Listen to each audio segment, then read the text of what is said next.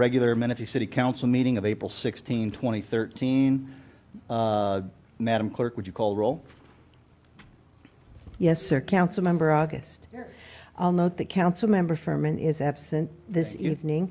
Councilmember Denver. Here. Deputy Mayor Edgerton. Here. And Mayor Mann.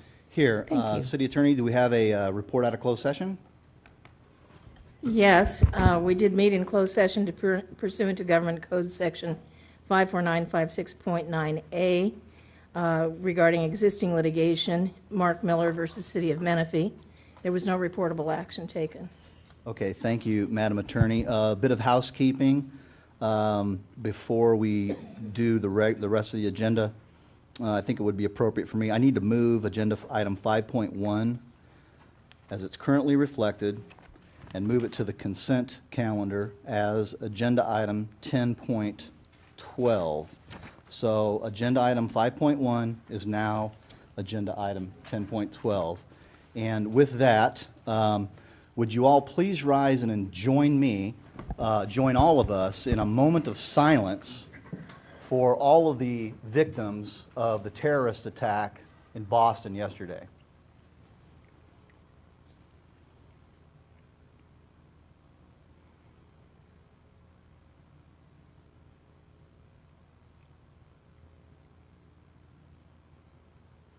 Thank you very much. Madam Clerk, who do we have to offer the invocation this evening?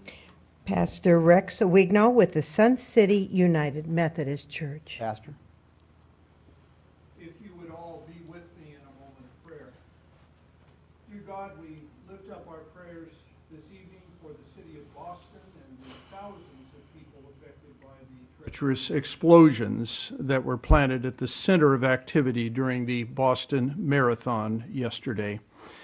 We pray your holy comfort and our compassion and care will surround the family and friends of Crystal Campbell, Martin Richard, and the Chinese graduate student whose lives were ended by this vicious, hateful act. We marvel at the compassion and care of medical staff members, paramedics, firefighters, and bystanders who rushed to the aid of those around them, rendering help that in many cases saved further loss of life. Once again, our beloved nation is drawn closer together in the midst of tragedy, and April 15th now joins the calendar with September 11th, 2001, and April 19th, 1995, of events which continue to burden our hearts and remain in our memories. We are thankful for our community of Menifee and lift up our thoughts and prayers and appreciation for military, police, and emergency personnel who daily serve and protect us and allow us the opportunity to enjoy our freedom and our way of life. We ask your gracious and wise guidance as we move ahead beyond this uncertain hour. Amen. Amen. Thank you very much for those wonderful words. Councilman Ragas, would you please lead us in the flag salute? Please join us in the Pledge of Allegiance to our flag that's high over the city of Boston this evening. Ready, begin. I pledge allegiance to the flag of the United States of America and to the republic for which it stands, one nation under God, indivisible, with liberty and justice for all. Thank you. Council, would you please join me up front for our next portion?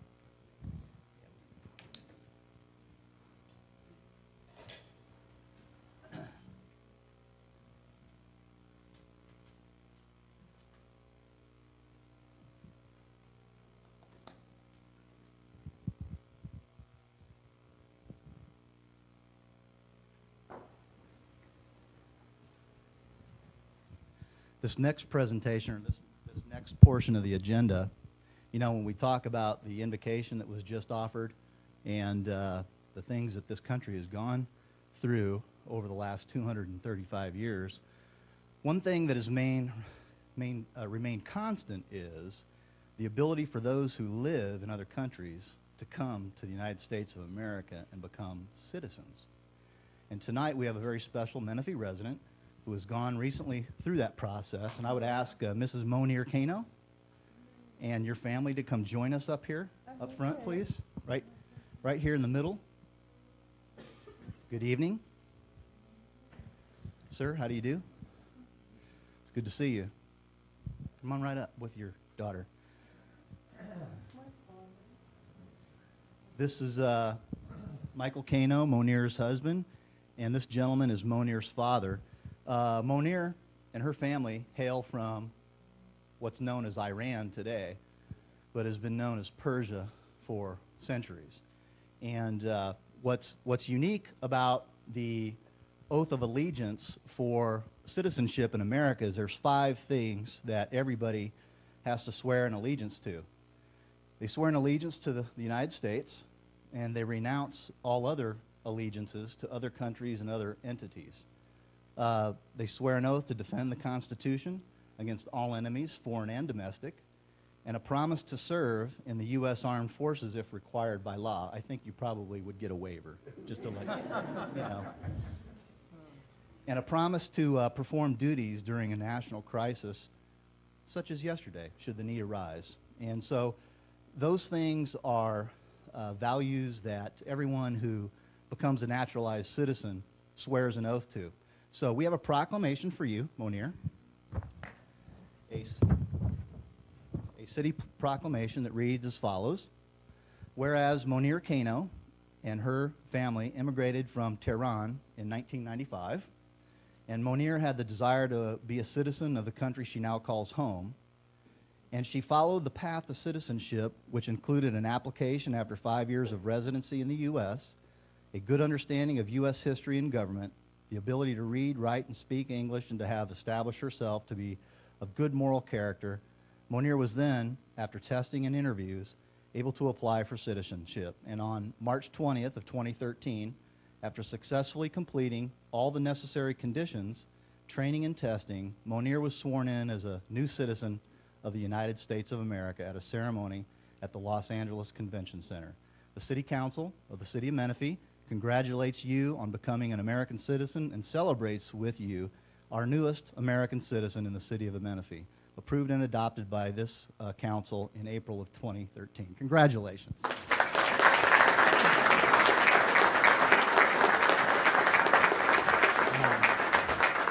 We're going to get a couple pictures, but would you like to take a couple seconds to say something? First, let me say good evening to everybody. I love Menifee and I love Menifee's residents. I'm so happy that I'm living in Menifee with you guys.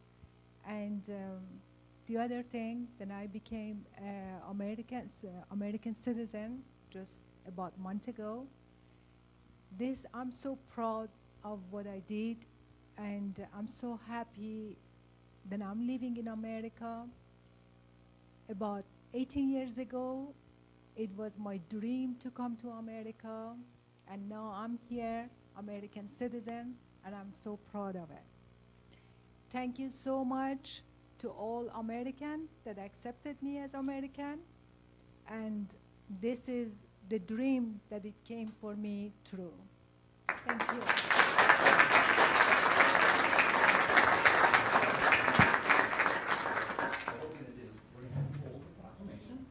Stand over here. We're all going to get scooch in and get a picture of whoever would like to take one. 1, 2, 3. Get your papa looking here. Right here, papa. 1, 2, 3. Excellent. There you go. Thank you very much. Good job. Thank you. Thanks, sir. And he goes home tomorrow. He goes after. Thank you.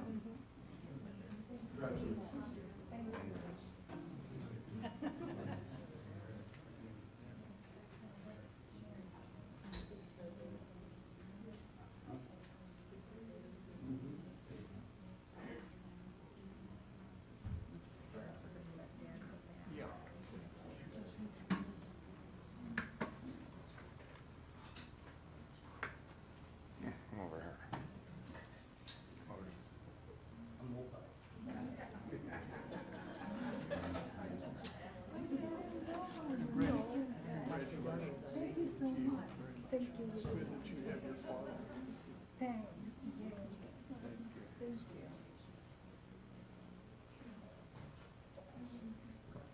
Absolutely. Deputy Mayor Edgerton, please. Yes, I just, again, some of you may have seen us give Moni a big hug. We're personal friends, some of us, and she's been a delight. In fact, some of us had a celebration over at my house for her becoming a U.S. citizen. And I know her husband, Mike, who's a professor of economics at the university. And he's got his own business going in the cleaning business.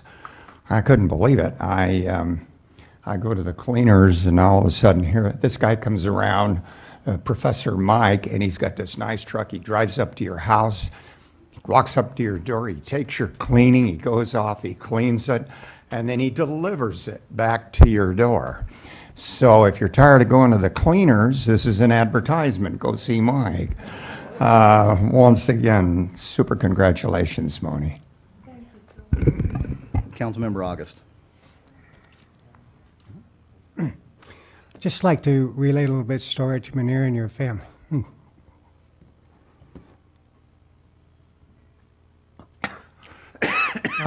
Back when I was teaching flying back in Pensacola, we had a large contingent of Iranian naval pilots that came through the program that I got to be fairly good friends with.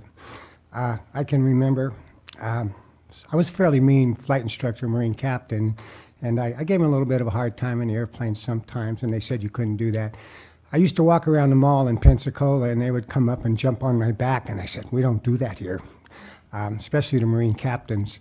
But I remember the night in 78 or 79, before the revolution, when they were all called back to Iran, and I went to the airport, and it was very sad, because they didn't know what they were going back to. So anyway, I made a lot of good friends, and enjoyed meeting them very well. So I wanted to share that with you. Well stated, gentlemen. Thank you very kindly.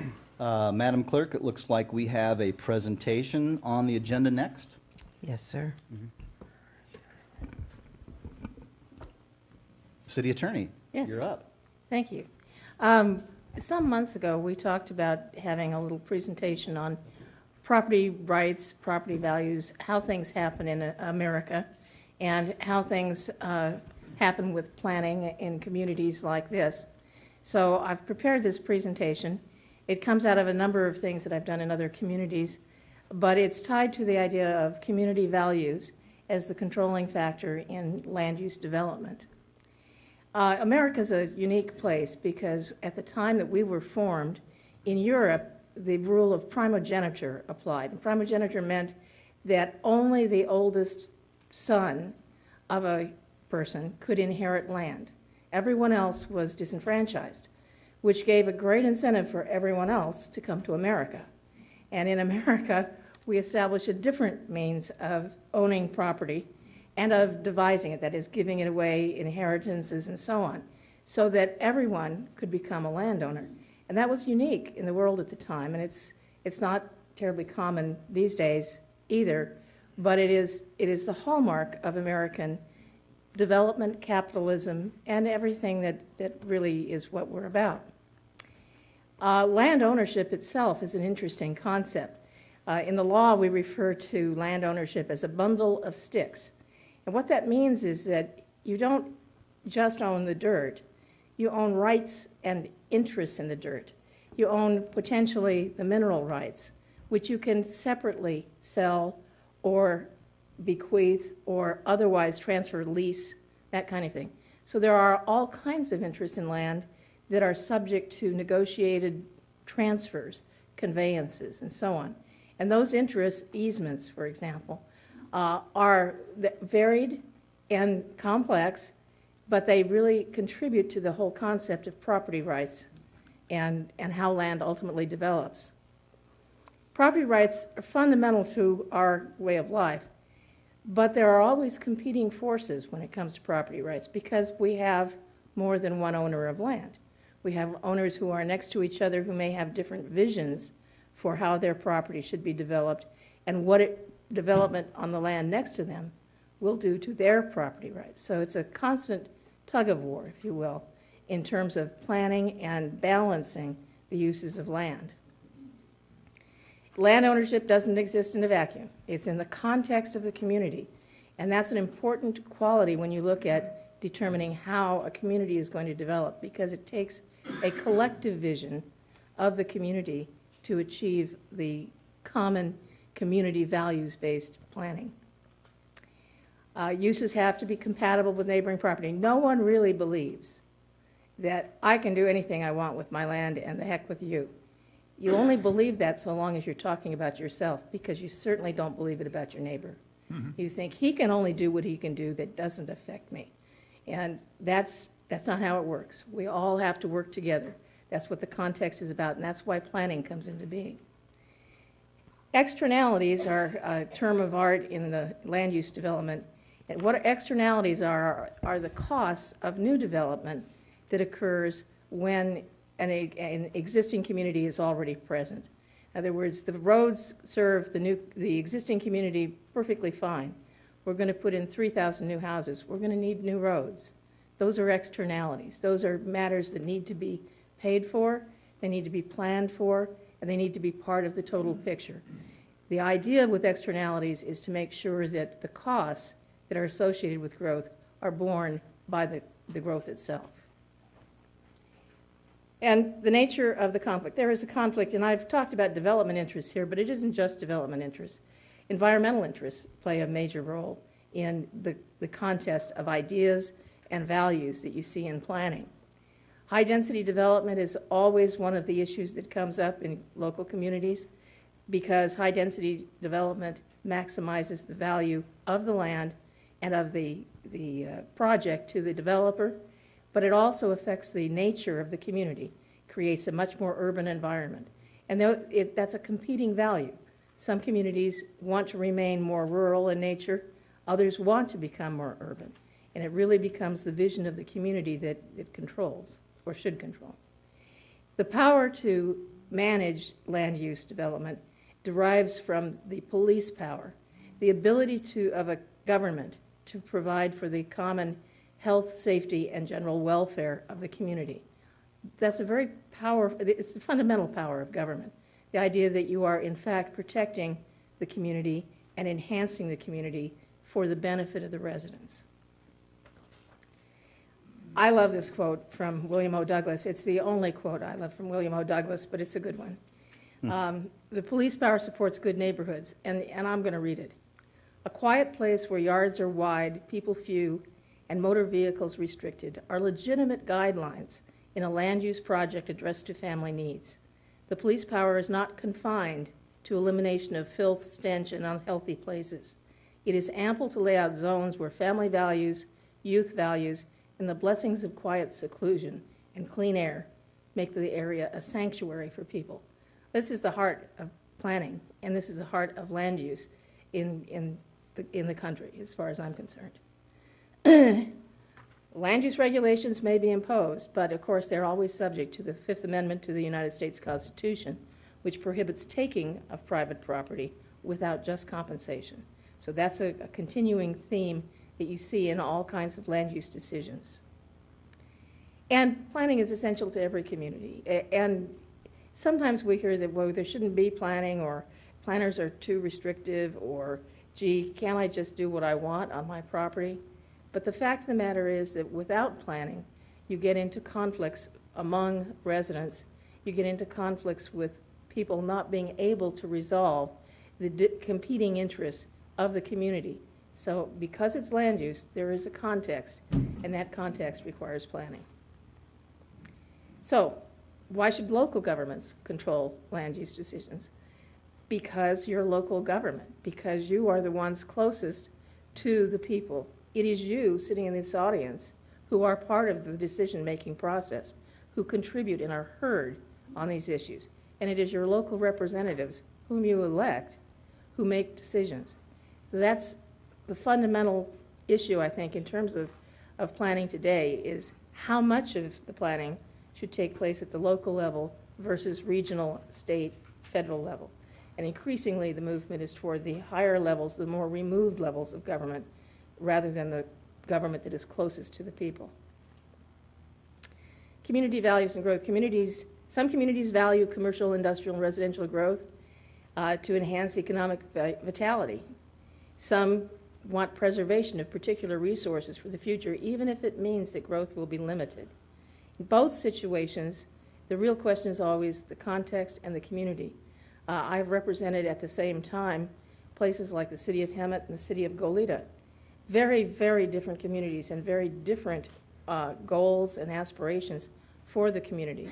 In each case, though, both of those entities could agree they didn't really care so long as what they wanted for their community was what they were enabled to get in terms of the planning process. And they were both able to do that. Regional versus community-based planning, statewide and regional issues must be addressed at higher levels. When we're talking about some of the issues, sometimes air quality, for example, it's not something that Menifee can cure. It is something that perhaps is regional in nature, perhaps statewide, perhaps even federal-wide. It's the kind of thing that there are issues that need some greater regulation. But just like that bundle of sticks, there are interests that can be delegated to higher levels and interests kept at home that make it unique and special to be your community as opposed to everybody else's community. State mandates.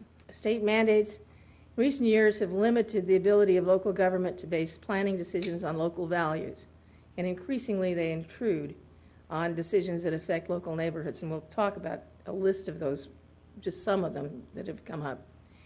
You know, for example, what has recently happened that affected Menifee and other new cities here in Riverside in terms of suddenly money being just taken away from the new city process. So there are state-level things that go on that affect local communities, and that can create negative impacts and short-circuit the funding for things that are actually needed. State mandates include regional housing allocations. That's a constant source of irritation, near as I can tell, in every community statewide. I don't think I've ever heard of anyone that said we didn't get enough.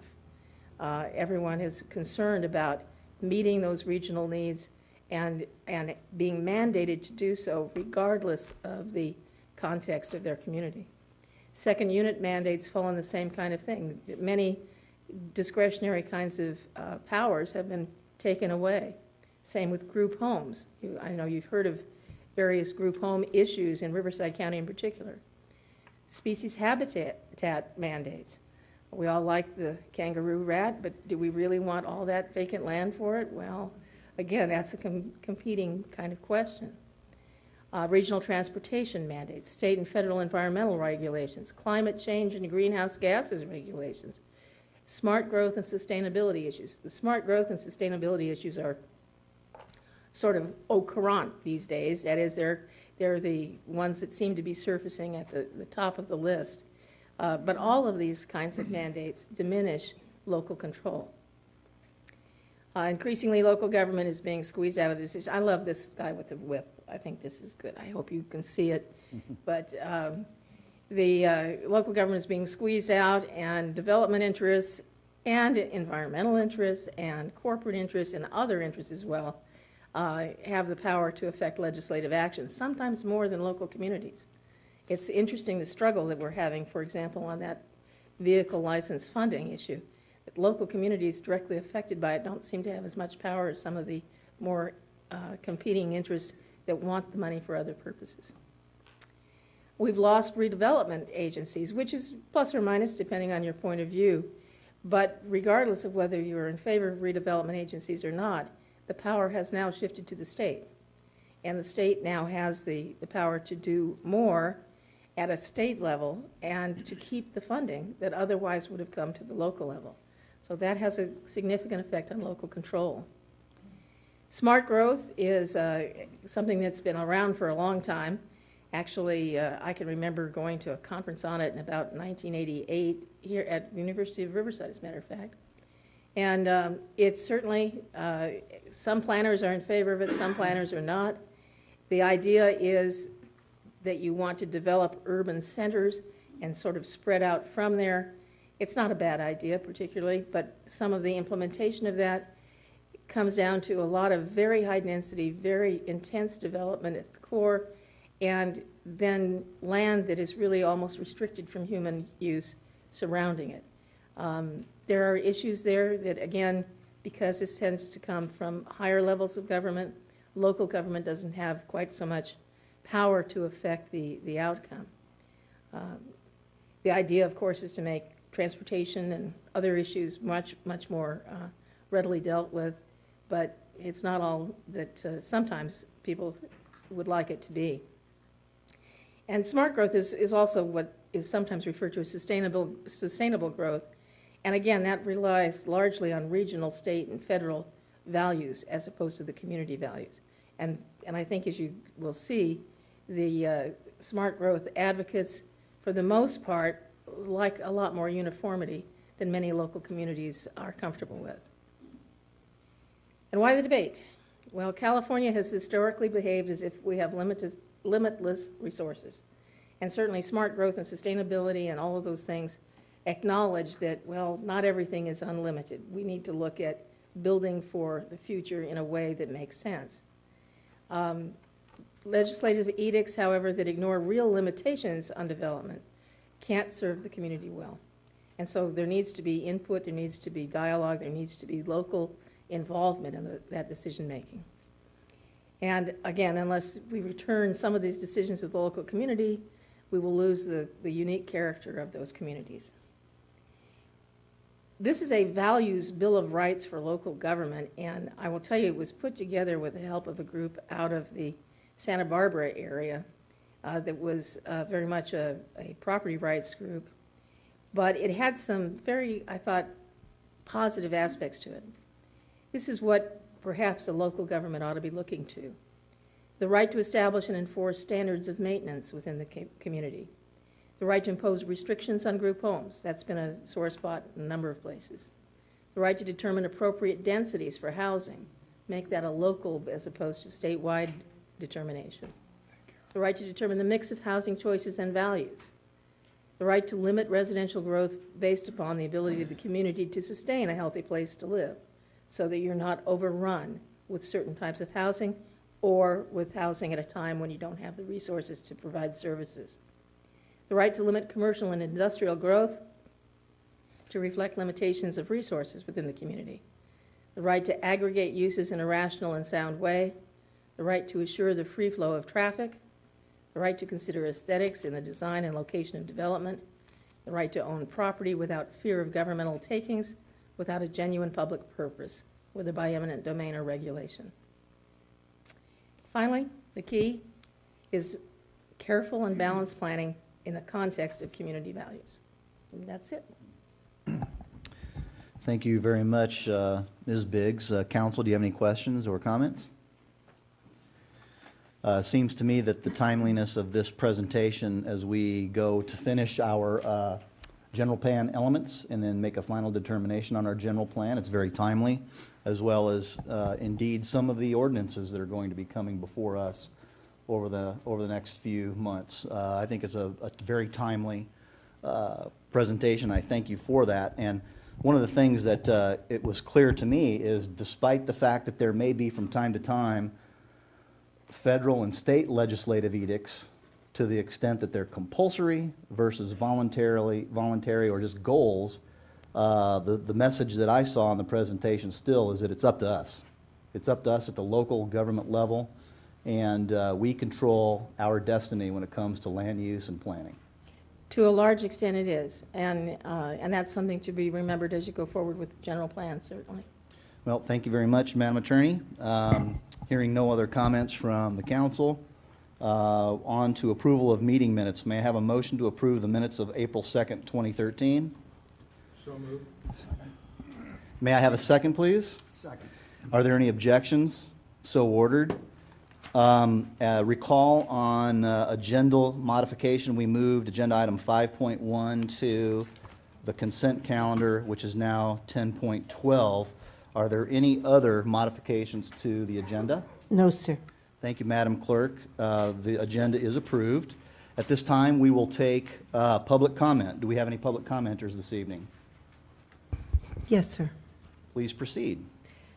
Norman Vigna.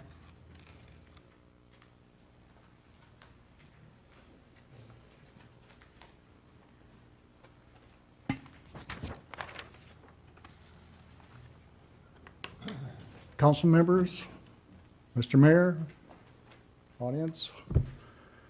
I'm here to ask a couple of questions and make a couple statements. One, does the city council have control or jurisdiction over our quote unquote police department?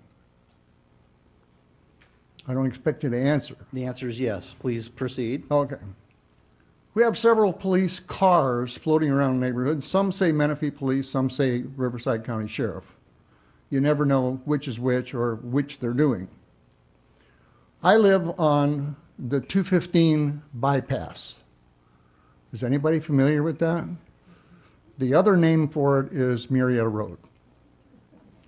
And I represent 100 addresses. I'm the president of the Homeowners Association on Marietta Road. The speed limit on that road is 40 miles an hour. I'll give you $20 for anybody that goes down that road at 40 miles an hour, including our police department. Now, I've fallen in behind police cars 5 times at 55, 60 miles an hour, taken their license number, their car number, noted the day and the time, and the police department will not acknowledge who that policeman was. So 2 weeks ago tonight, 7:30, I was passed on Marietta Road at a great speed by a black and white SUV marked Menifee Police. I fell in behind him at 65 miles an hour.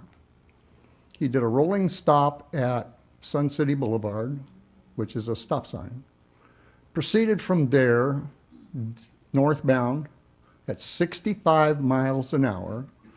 He got the green light at McGaw and kept rolling.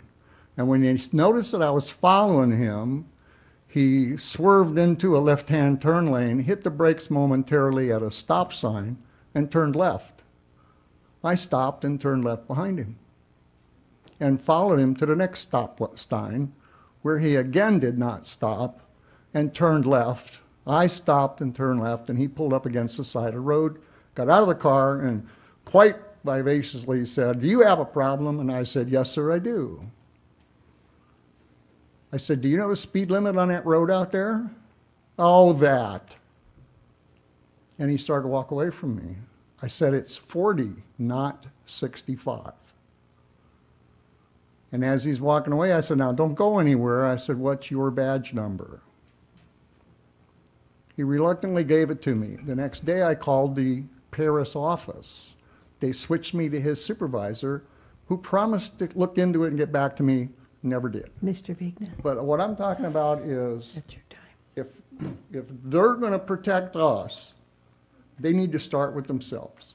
Thank you, sir. Mr. Johnson, would you please address that with Captain Hill at the appropriate time? Yes, sir, thank you. Thank you very much. Madam Clerk, next speaker. Katie Manier.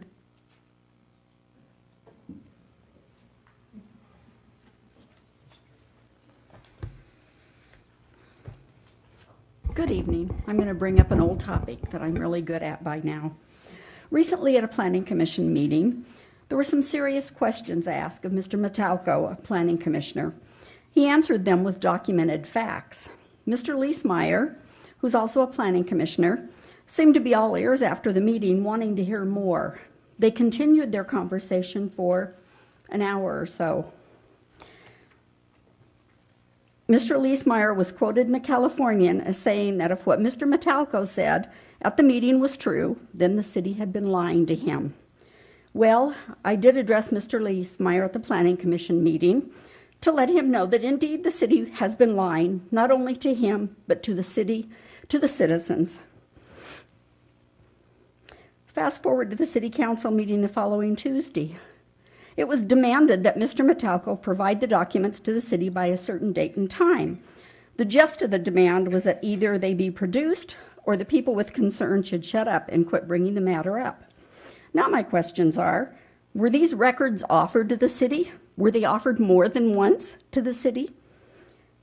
What was the city's response to the offers? Did the city actually want to view the documents, or did they want complete control of them?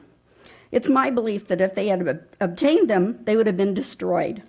just as the county records were destroyed after all these years of keeping them. They'd been keeping these records since at least 2000, and suddenly it seemed time to destroy them. Funny how the timing for that worked out. This is not a matter to go away any more than the toxic material and heavy metals in the soil will go away. This subject has been talked about for many years, and it's going to continue to be talked about. I plan to talk about it as long as I live in this city. This is a health and safety concern and needs to be fully disclosed. Thank you, Ms. Manier. Next speaker, please. Red Sullivan.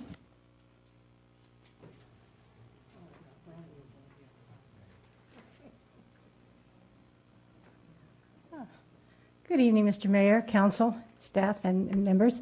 As I wanted to speak a little bit on the Committee for Aging.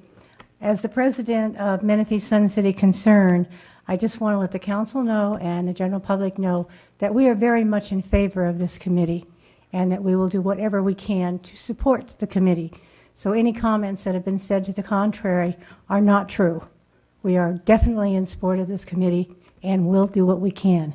The second issue that I wanted to speak on just briefly was Rotary. We've moved to BJ's, so anyone who wishes to come to lunch on Thursdays at 11:45 are more than welcome to come to the Rotary meetings and join us at BJ's. Thank you. Thank you very kindly. Next speaker, please. Marcia Cardin.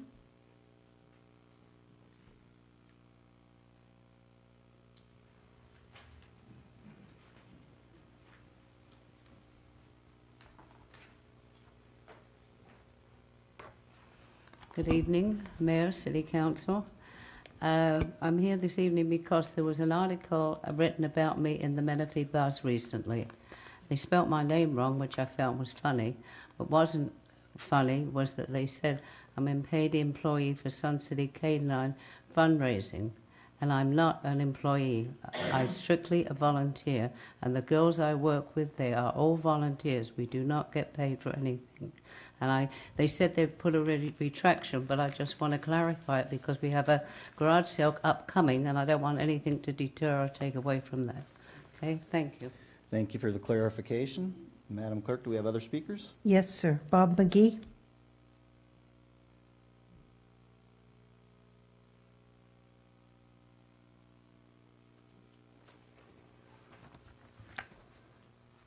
Ever since Sun City became a city, Menifee became a city, the signs along 215 of Sun City have disappeared. We're going to show you Sun City has not disappeared. We are an active citizen community, and we want people to know where we are. So there's a sign a couple miles down below Sun City that says Menifee, 2 miles. I've taken it upon myself to change that sign to show Menifee/Sun City. Is there anything the city can do to make this sign to help us change the sign? Are you finished with your comments, sir? Yes. Okay. Councilmember August. Mr. McGee, I kind of have to apologize to you. Being on the council for the short period of time, it's been fairly taxing, and I've been, trying to learn a lot. But I did talk to Mayor Mann about this, I believe, a couple of months ago, and he, with regard to your concerns, he did give me the authorization to contact Caltrans and see what we could do about it. And I apologize for being a little bit lax on that. And I'll get to that in a hurry for you and see what we can do. I can't guarantee anything, but we can certainly put our request in. Right? What's that, sir? Yes. You're already thinking about it then? Yes, sir. Oh, yeah, we have. Thank you. Okay, thank you very much for your comments. I'll leave these copies for you. Sure. Would you leave them with the clerk, and she'll make sure that we get a copy each? Thank you very much. Mr. Deputy Mayor Edgerton, please. Yes, I just wanted to follow up on the gentleman's comments about Sun City and say I think everybody realizes there's nothing unusual about his comments. If you're in Long Beach, you're going to get different parts of it signed differently on the road. I think there's a few signs for Hollywood, which is part of Los Angeles, and on and on and on, and even different states. People take pride in their community. They like signage to say, this is who we are. And I certainly am supportive. I think the council's supportive, so hopefully something will happen. I know our Councilman August is new, but he's a hard-working guy. I think he'll probably get something done. Thank you, Mr. Edgerton. Madam Clerk, are there additional commenters? Yes, sir. Gary Grant.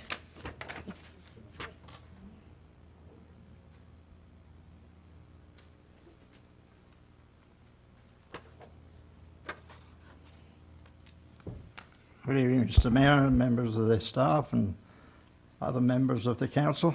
My name is Gary Grant, and I just want to speak about a friend of mine whom I met in the RCUC, Riverside County Unincorporated Communities, that was initiated by the county. It was to bring the communities of the rural districts together and to establish some form of community dwellings and leadership. And this went on for probably about 5-10 years. And I met this friend of mine, and he was dedicated in his efforts for Menifee. And his efforts for Menifee entailed many meetings in the relationships to your desires of what LEFCO, which is an organization and agency of the county, had made decisions of what you could be and what you couldn't be in a rural area. And one of the decisions was to become a city. Now, this certain person was always there, took the leadership of Menifee, and requested to become a city with a concern of rural distinction. And rural distinction, as I understand it, is to a lifestyle of rural. But he volunteered to be a member on this board or went into the voting process of becoming a city. But the financiers didn't want him in there because he was a leader of the people. So finally, what happened was that this city became aggressive. And he was on the planning commission, wanting to do something about what the desires were of the people at that time, 20 years ago. Well, it certainly changed. If you go down Newport and you see the housing that's going on in this community today, you'll see that it's growth. And it's not rural distinction. And this gentleman, I feel, has been tarnished in his statements in the relationship to his progress and his efforts. And I think that it's time that this type of thing stopped. You know what I'm talking about. I'm not going to refer to the issues, but you very well know what's happening. And I'm very concerned about it because it's very undemocratic. Mr. Grant? Yes, sir. That's your time. Thank you. I was exceptionally pleased to hear the attorney speak about all different things, but I think she was out of order. Thank you. Thank you, Mr. Grant. Next speaker, please. Those would be all the commenters under the public comment portion. Oh, thank you very much, Madam Clerk. On to council member updates and comments. Council members? Mr. Denver. Recently, this last week, both the mayor and I went to Heritage Lakes Homeowners Association meeting. Actually, it was a meeting that was starting their new crime watch. And it was very exciting times. I've never seen so many people with so much enthusiasm. Mayor gave some very good updates on what was going on, and it was a very good event. That all the different organizations in our town could work like that and have a crime watch like that, and as the Sun City people do. It was a very, very good event. Thank you, Mr. Denver. Other council member comments? All right, I have a couple updates real quick. I had the privilege of attending, on behalf of the entire council in the city, the 125th birthday of the city of Lake Elsinore, which was kind of nice because, you know, here we are in our 5th year, and from one of the newest cities to the second oldest city in the county was kind of fun to attend. And what was one of the most interesting side notes was the fact that Lake Elsinore had been incorporated while this area was still under San Diego County. And the city of Lake Elsinore is older than the Riverside County itself by 5 years. So I represented the city of Menifee at that event. I also attended a meeting earlier this week, actually yesterday, last evening, the Canyon Heights Homeowners Association in Quail Valley. And the key takeaway for me, the Homeowners Association staff wanted to have Waste Management bring in the green recycle bins for their lawn clippings, and I couldn't believe that they didn't have them, so they kind of voted on the spot that night to give consent for Waste Management, since they already pick up the green recycles at Quail Valley Elementary, to add that service for the 394 homes in there. So if you could explore that and follow up, that'd be great. One of the other things that's happening recently is, and I may have to get a second on this from another council member, but there's been a lot of buzz lately about business owners, rural business owners specifically in the city, getting caught between a transition between the county and the city in terms of zoning and legal non-conforming use permits and conditional use permits and business licenses and so forth and so on. And so what I'd like to ask staff to do is come back with a future staff report on how we could address some sort of appeal process, if it's warranted, as it applies to those businesses that may have been caught in a transition from county to city and wrapped up into different zonings. Now, I do know that there's already been a 3-year extension on some of those things. We did that when we first incorporated. But there still seems to be some confusion out there. So can I get a second from a council member to have that staff report brought back at some point? Second. Thank you, Mr. August. Staff, do you need any other information other than that at this point? Nope, I believe we've got your Okay. Ideas, and we'll bring it back. All right, thank you, Mr. Johnson. I appreciate that. Okay, hearing no other council member updates, we move on to the consent calendar. Are there any modifications to the consent calendar that, Mr. August? Yeah, go ahead. Yeah. I'd like to pull 10.4 and 10.5 for discussion. All right, very well. May I have a motion to approve the balance of the agenda, including the addition of 10.12? So moved. Thank you. And since we're dealing with the warrant register, may we have a roll call vote, please? Yes, sir. Councilmember August. Aye. Councilmember Denver. Deputy Mayor Edgerton. And Mayor Mann. Aye. Thank you. Mr. August on 10.4.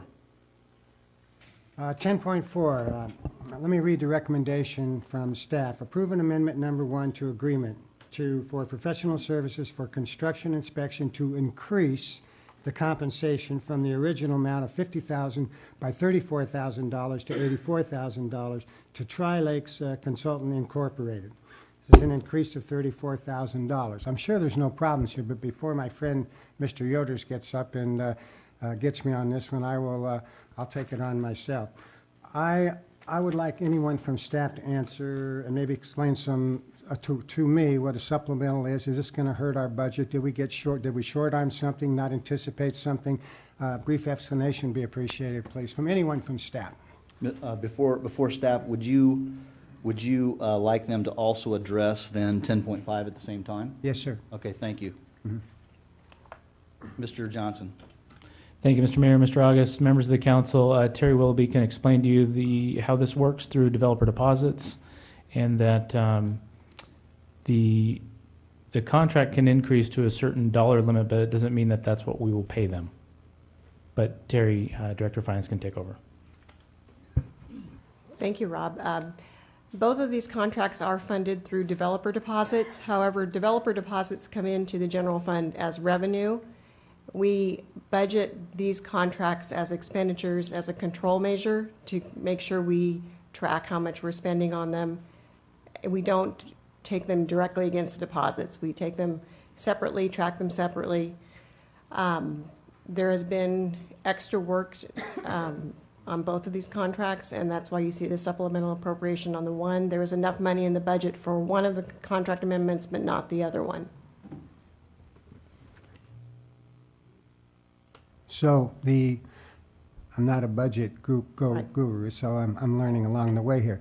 So these funds, these increases are going to the budget are from the developers. The There's city, been they don't really come out of the general fund. The taxpayers, we're not paying it out of the general fund. Comes out of the general fund, but it's not taxpayer money. It Not comes from taxpayer money. The revenue source is developer deposits. It's a developer deposits. Mhm. Okay, thank you. So it's revenue neutral on the general fund and expenditure neutral, really. Should be, that's correct. Yeah, okay. Are there any other questions of staff on this item? I'd entertain a motion on 10.4 and 10.5. So moved. May I have a second? Second. Roll call, please. Councilmember August. Aye. Councilmember Denver. Aye. Deputy Mayor Edgerton. Mayor Mann. Aye. Thank you. And that was for 10.4 and 10.5. Okay, on to our first public hearing of the evening, which is ordinance number 2013-119, amending Chapter 9.3 detached accessory buildings of the municipal code to include underground storage facilities and bunkers. City Manager, do we have a staff report? Yes, we do, Mr. Mayor. Carmen Cave will be bringing that staff report, our Community Development Director. Thank you. Mr. Mayor, members of the council, I'm sorry I have a boring-looking presentation compared to that presented by our city attorney earlier, but I have trouble reading those brown slides. So I prefer the old black and white boring thing. So, and I also enjoy creating some of the more boring titles that you're ever going to hear up here. So we will, with that, we will go ahead and move forward with this item. The history of this particular item for including underground storage facilities or underground bunkers was that the city had received requests from members of the public to place these on their property. The types of facilities in question are not specifically allowed by the zoning code, and when we apply the zoning code, if it is not in there listed as a specific allowed use, we do not allow it. So on June 5th, 2012, the City Council adopted an urgency ordinance creating a moratorium on the approval of underground storage facilities. And the moratorium was then extended because we couldn't get the work done in 10 days. So it gave us sufficient time to complete research on the issue and amend any applicable existing municipal code sections. The Planning Commission did review a draft ordinance on October 9th, 2012, November 27th, 2012, and their final review was on March 12th of this year. The current draft ordinance has been recommended for adoption by the Planning Commission. Initial concerns included a lack of development standards regarding the location or documentation of these types of facilities, safety concerns with unknown underground facilities, specifically for police uses in the ensuing months. In the time that this ordinance was under review, we saw a gentleman, actually he doesn't deserve to be called a gentleman, a man took a child to an underground bunker and held him against his will and created havoc for a community and grief for parents. So there were safety concerns regarding these unknown underground facilities and impacts on their surrounding development, and also substandard construction materials and practices. YouTube has a wonderful collection of videos on how to put these in, and one of the videos that was my favorite was a guy who put 3 metal storage containers in a giant hole and then took you through his facility to show you where it was dripping, how cold it was under the ground, and other things that we would not permit in the state of California. So we looked at making changes to the existing code, and staff determined that the detached accessory structure was the best match for this type of use. We added underground facility definitions to the code so that you could know exactly what we were talking about. We clarified parcel size definitions where we talked about less than 19,999 square feet. We said 1/2 acre gross, and other changes there from old to new. The building code already contemplates underground facilities, and we put a reminder statement in the ordinance that they needed to follow the building code. And we also we took an opportunity to make some clarifications to an ordinance because it's noticing its first read, second read implementation. So while it's open, we took a run at modifying mobile home garage standards, where if you own a mobile home, it's typically not attached to your home, to your mobile home, like a stick-built house. And the garage standards were punitive for those folks who own mobile homes. So we tried to modify it so that a mobile homeowner had the same enjoyment of garage setbacks as a regular house does. Underground facilities, we put that they were exempt from height restrictions. If there's no visual impact, because it's underground, we really didn't need to restrict the height. We included paved access for vehicle storage. It was an improvement to the existing detached accessory structure ordinance. It allowed clarification, and it reduced dust impacts to surrounding neighbors. We included that metal storage containers, and largely based on what we see on that video, they're not suitable for placement underground. Building and safety also wouldn't allow that to go on because those were never meant to go underground and take the load of dirt that would be put on top of it if you were to truly place these underground. We modified the mobile home garage standards. We did not have a size limitation applying to underground facilities as a recommendation of the Planning Commission. We are asking for an archaeological and paleontological assessment required due to the depth of excavation that would be required for these facilities. And we also added that metal storage containers be counted toward total lot coverage allowed for detached accessory structures. So when we were looking at one ordinance and one subject, metal storage containers was going forward on a separate path. But because the ideas are similar, we took the opportunity to modify the ordinance so that if you were to have 50% lot coverage of all accessory structures on your property, metal storage containers would count toward that 50% so that you don't get properties that are 100% covered with structures. Those are the changes as outlined based on comments from the public, the 3 meetings before the Planning Commission, and I'm ready for any questions you might have. Thank you, Dr. Cave. Council, is there any questions of staff, questions only at this juncture? Mr. August. Dr. Cave, you'll be available for questions following the public hearing, correct? Yes. Okay. Any other questions? I have a couple. One is just a matter of, I just don't know the answer. I mean, when I read the staff report, we already adopted a detached building ordinance when we incorporated, right? Correct. And so if someone, so I guess when I'm just as a matter of procedure, why did we do an urgency ordinance to place a moratorium on underground storage when we didn't really have a ordinance that dealt with underground storage? I mean, so if I'm an applicant that came to the counter and said, I want to put an underground storage, call it a wine cellar or a root cellar or whatever I call it, and we don't have a procedure in place for it, why would City Hall need to do an urgency ordinance until it addresses it? I'm not understanding. I would direct that to the city attorney, since the city attorney's office at the time that preceded our current city attorney felt that the best way to control it, prevent it from going forward without development standards, was to put a moratorium on permitting or otherwise allowing them to be built. So before you became the city attorney, they put a moratorium in place on a process that we didn't have in place. I think you've summed that up pretty carefully. Right.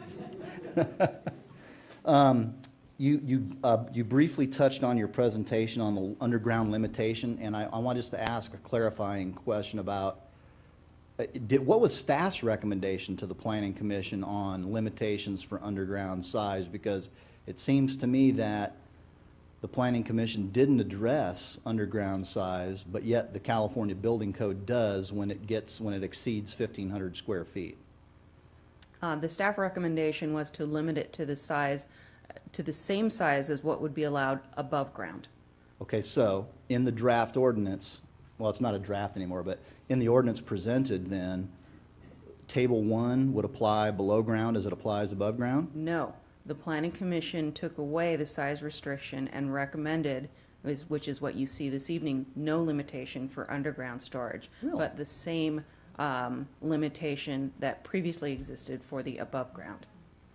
Okay, thank you very much. That answered my two questions. Anybody else have any questions before we open the public hearing? Okay, Dr. Cave, thank you. There may be some additional questions. At this point, I'll open the public hearing at 8:01. Madam Clerk, was this ordinance properly noticed and legally published? Yes, Your Honor, it was. Very well. Do we have speakers on this item? Yes, and prior to that, I should notify you that there is one form of written communication in your red folder that came in after the publishing of the agenda. So noted. Thank you very kindly. Please proceed with public testimony. Josh Jackling? I'm sorry, could you repeat the name? Josh Jackling. Thank you. Hello, everybody. I'm Josh Jackling. I build underground bunkers. I've got a store in Lake Elsinore. And just kind of want to go over a few things as far as clarifying what a bunker is. I think a lot of it scares some of the public. And back east, a storm cellar is considered a bunker. Just a place to keep your supplies safe, have a place to have water, a place for shelter. So the word bunker is kind of like saying vehicle. It doesn't say whether it's a Ford, a Chevy, a truck, or a car. We want to build one. We have engineered plans. We want to build something that has a standard, something that other cities can adopt, do it safely, stop all the illegal ones that are getting built and sold, and they're just sticking them in the ground and could be potentially hazardous if they were to cave in or hurt somebody. Also, they're going to be on public record where they're located, so we're not going to have the kind of stuff where the guy builds a home-built bunker and then he goes running down inside there with a kid. Our customers aren't going to want to pull a permit publicly, everybody knows where they live, and then try to pull some kind of a thing like this. Those are going to be the people that do it under the radar. They're not going to be storage containers. They're going to be engineered to do what they're supposed to do, to handle the pressures of underground water, all those kind of things. As far as having archaeological studies and stuff like that, these things aren't going any deeper than a deep swimming pool. So 14 feet is not uncommon to have a deep pool. They can go to 12 feet. I've personally dug them that deep before. That's all I want to say. Any questions from council? Mr. August? Just a couple of questions, in case I want to get one myself. Do you, how much do these things cost? Would they be able to survive a nuclear blast? And how long can you stay underground in one of those things? They're designed around what you're looking to accomplish. So a baseline bunker could start at $85,000. For 4 people, you could stay down there for 6 months. So there's enough food to have 5 years worth of food for 4 people. And you can get all, and the sky's the limit as far as. What about radiation? You have filtering systems. You can add those if you want. Yeah, those come standard. They have blast valves, so if there's a blast, they automatically sense the pressure, lock the intake and the exhaust off. So. Yes, thank you. Mr. Edgerton? I'm just curious on the depth. I notice on the ordinance there's no depth. But these will sustain a nuclear blast? Not if they drop it on top of you, but. Okay, well, let's get rid of a nuclear bomb. Let's get Captain August down here, who's flown a lot of jets. And comes over with a swing wing 111 and he drops a 500-pounder on you. What's it going to do for your? If that's what you're looking for, I can build one that will withstand that. You can? You can get a lot of work in Afghanistan, sir. Thank you. Switzerland has a bunker for every person in their country, government built. So The only comment or question I grew up in the Midwest, and every farmhouse and house in Iowa where I grew up has a cellar, and we used them for tornado shelters. Yep.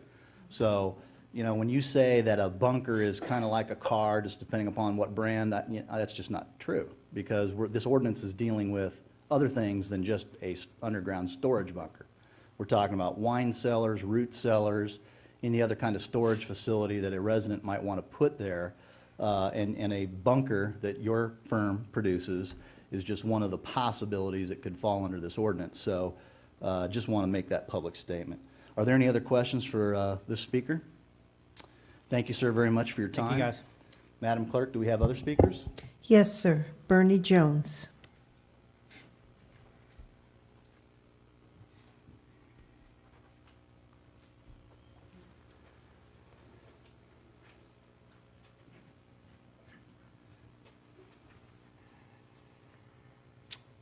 Good evening. Evening, Mr. Jones.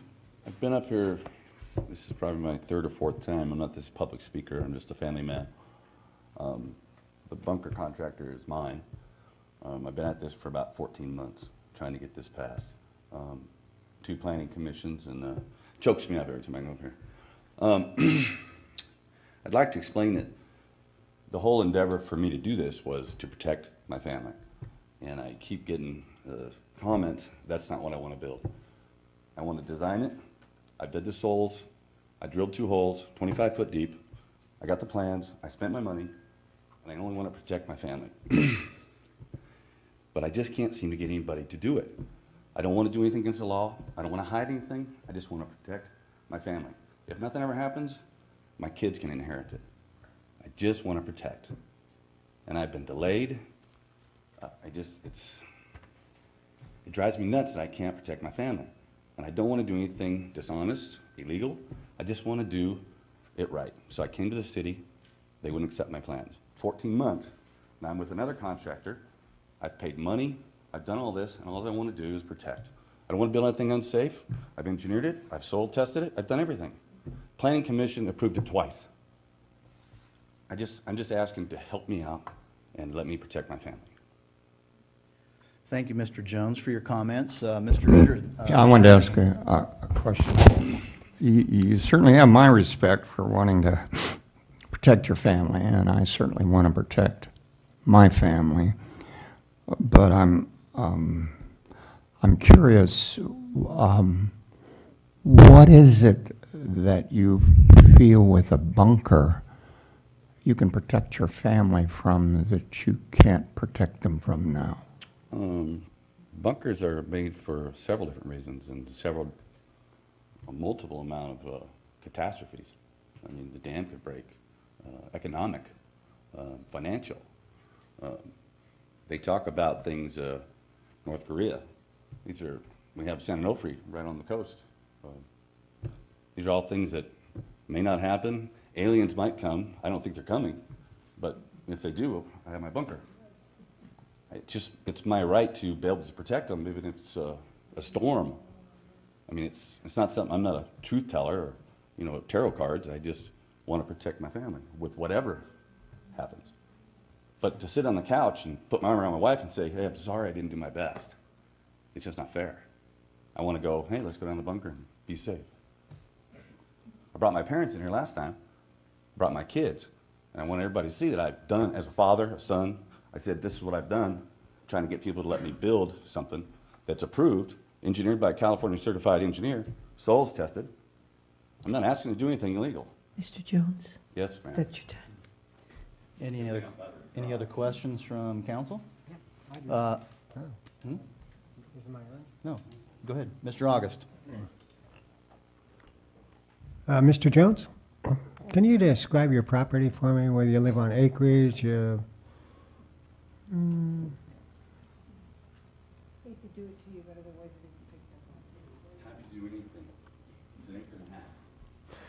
Oh, well, I'll just, while you're walking up there, acreage, track home, what size yard? that Calder kind of- Ranch. It's a ranch? Calder Ranch? Yeah. Calder Ranch, okay. Off Marietta Road. Marietta Okay. and Brick. Large lot, I think that's large lots, isn't The it? largest lot there, and it has access on both sides Mhm. of this block. Do you have any concerns or cares about how much the city would charge you to do this if they laid a bunch of fees on you that you didn't think were warranted? If that's what it takes. Okay. No, I don't have any issues about it. I think if it's. So you wouldn't want to be seeing anything held up just because of, Yes, sir. Okay. I'll pay whatever needs to be paid as far as permits or fees. Thank you. Before you leave, are there any other questions of Mr. Jones? All right, thank you, sir, very kindly. Madam Speaker, do we have other speakers? Madam Clerk, do we have other speakers? No, sir. Okay, thank you very much. And you already said that we received written letter. I'm going to close this hearing at 8:11 and call for city council discussion. And so, to use the words of our first mayor for 3 years, we are now inside the rail, and this discussion is confined to the city council. Mr. Denver. I'm apprehensive about the rule, and I don't understand it, and I'd like to make a proposal, unless somebody can explain it to me right now. I'd like to make a proposal that we go back to the same dimensions of the bunker that we would on a property on top of the ground. I see no logic of that at all, and so I'd like to make a proposal, if I could get a second, that we go back and look at this ordinance having to do with undoing that portion of it that says that there's unrestricted space. That makes no sense to me. Would you entertain some additional discussion before you make that formal motion? Absolutely. I mean, I'll entertain your motion if you'd like it now. No, do it your way. Okay, all right. Is there any other discussion from the council? I make a statement. Yeah, absolutely. That statement, questions between us or additional questions of staff? No, I don't. Can you hear me okay? Okay. This is a brief statement I have. I wrote down some words today, and I was listening to Mr. Jones, and these are kind of what I've come up with. I never considered Mr. Denver's request, but I certainly will. But anyway, I do support the right of a citizen to have underground storage facility or bunker, as long as it's per building codes and the permitting process. I really don't have any concerns with the ordinance or the negative declaration as it's written. The requirement for Phase 1 testing was removed by the Planning Commission in the application process, and I agree and I understand why it was removed. What does concern me, and it's not clear, is about something that was written on an April 16 staff report stated on page 3 of 4. I quote, "To be clear, if the property upon or within which the above or below ground accessory structure proposed is discovered by staff or by admission of the property owner to have previously been used for agriculture, or there is likely or known historic sludge application on the site, proper study and mitigation will be required as part of the environmental analysis." Staff in an email yesterday cited the Comprehensive Environmental Response, Compensation, and Liability Act number 42, U.S. Code 9621 in sequence, stating that prior property owners are liable for cleaning up contaminated soils, groundwater, et cetera. I don't really see how this applies to the request being made on the underground bunkers by Mr. Jones. Also cited was California Government Code 65962.5, subsection F. It refers to the application for any development project that shall be used by any person. It refers to a list the applicant shall, it refers to a list that the applicant shall list if it's going to be approved. Where is that list? And where's the associated language with it? I recommend that our legal department, Ms. Biggs, review these laws and provide an opinion as to whether these laws are appropriate and relevant as to the Phase 1 testing for this property. Before we pass, as a matter of fact, I'm going to change that. I would even be willing to vote for approval of this project tonight, with the exception that legal staff does a investigation and review of those ordinances cited by staff to find out whether or not a Phase 1 request is actually required on this project. And those are my comments. Okay, thank you, Mr. August. Does staff have a response to that at this juncture? Because I didn't read the staff report the same way. And maybe before you answer, maybe I'll just go ahead and ask my question, because I too would like clarification on it. It seems to me that whether a phase one testing is required or not is governed by the government code, is it not, of California for projects in general? And maybe you can clarify that or not. If this is a discussion between the council, ladies and gentlemen, not the audience, if a property owner built during a time where they already had a phase one testing to build their property, or in a development that had one already done, in this case, would it suffice for this requirement? Or if it was an older development where maybe a phase one wasn't done, if someone wanted to build some underground facility, whether it's a bunker, wine cellar, or whatever, would then we be required under the law to require that test? That's my question. Let me clarify. Okay, thank you. Phase one is not a test. It's an assessment. It's an assessment. And I have invited Patty Nahill, our STEQA consultant here, to try to answer these types of questions. I think what we need to understand fundamentally is what we do when we look at a project. When we get a development application, there are certain types of projects that require environmental review, and there are other types of projects that are exempt from environmental review. When we get an application, we look and see what is the description of the project. And there are certain types of projects, a patio structure that is less than 120 square feet is going to be exempt, unless it's on an Indian burial ground, toxic waste dump, or something else that we know there's an impact, and that disturbing the ground or otherwise developing the property is probably going to cause something. So we would do what's called an initial study or an environmental assessment for all these projects. And in that, it's basically a checklist. And we go through this checklist and we say, what is going to happen in all of these criteria and all of these items on the checklist? Is it going to cause an impact? Is the impact going to be significant, less than significant, no impact, or we don't know? And we go through and we check the boxes. And what that does is that helps us guide what kind of environmental review would be required.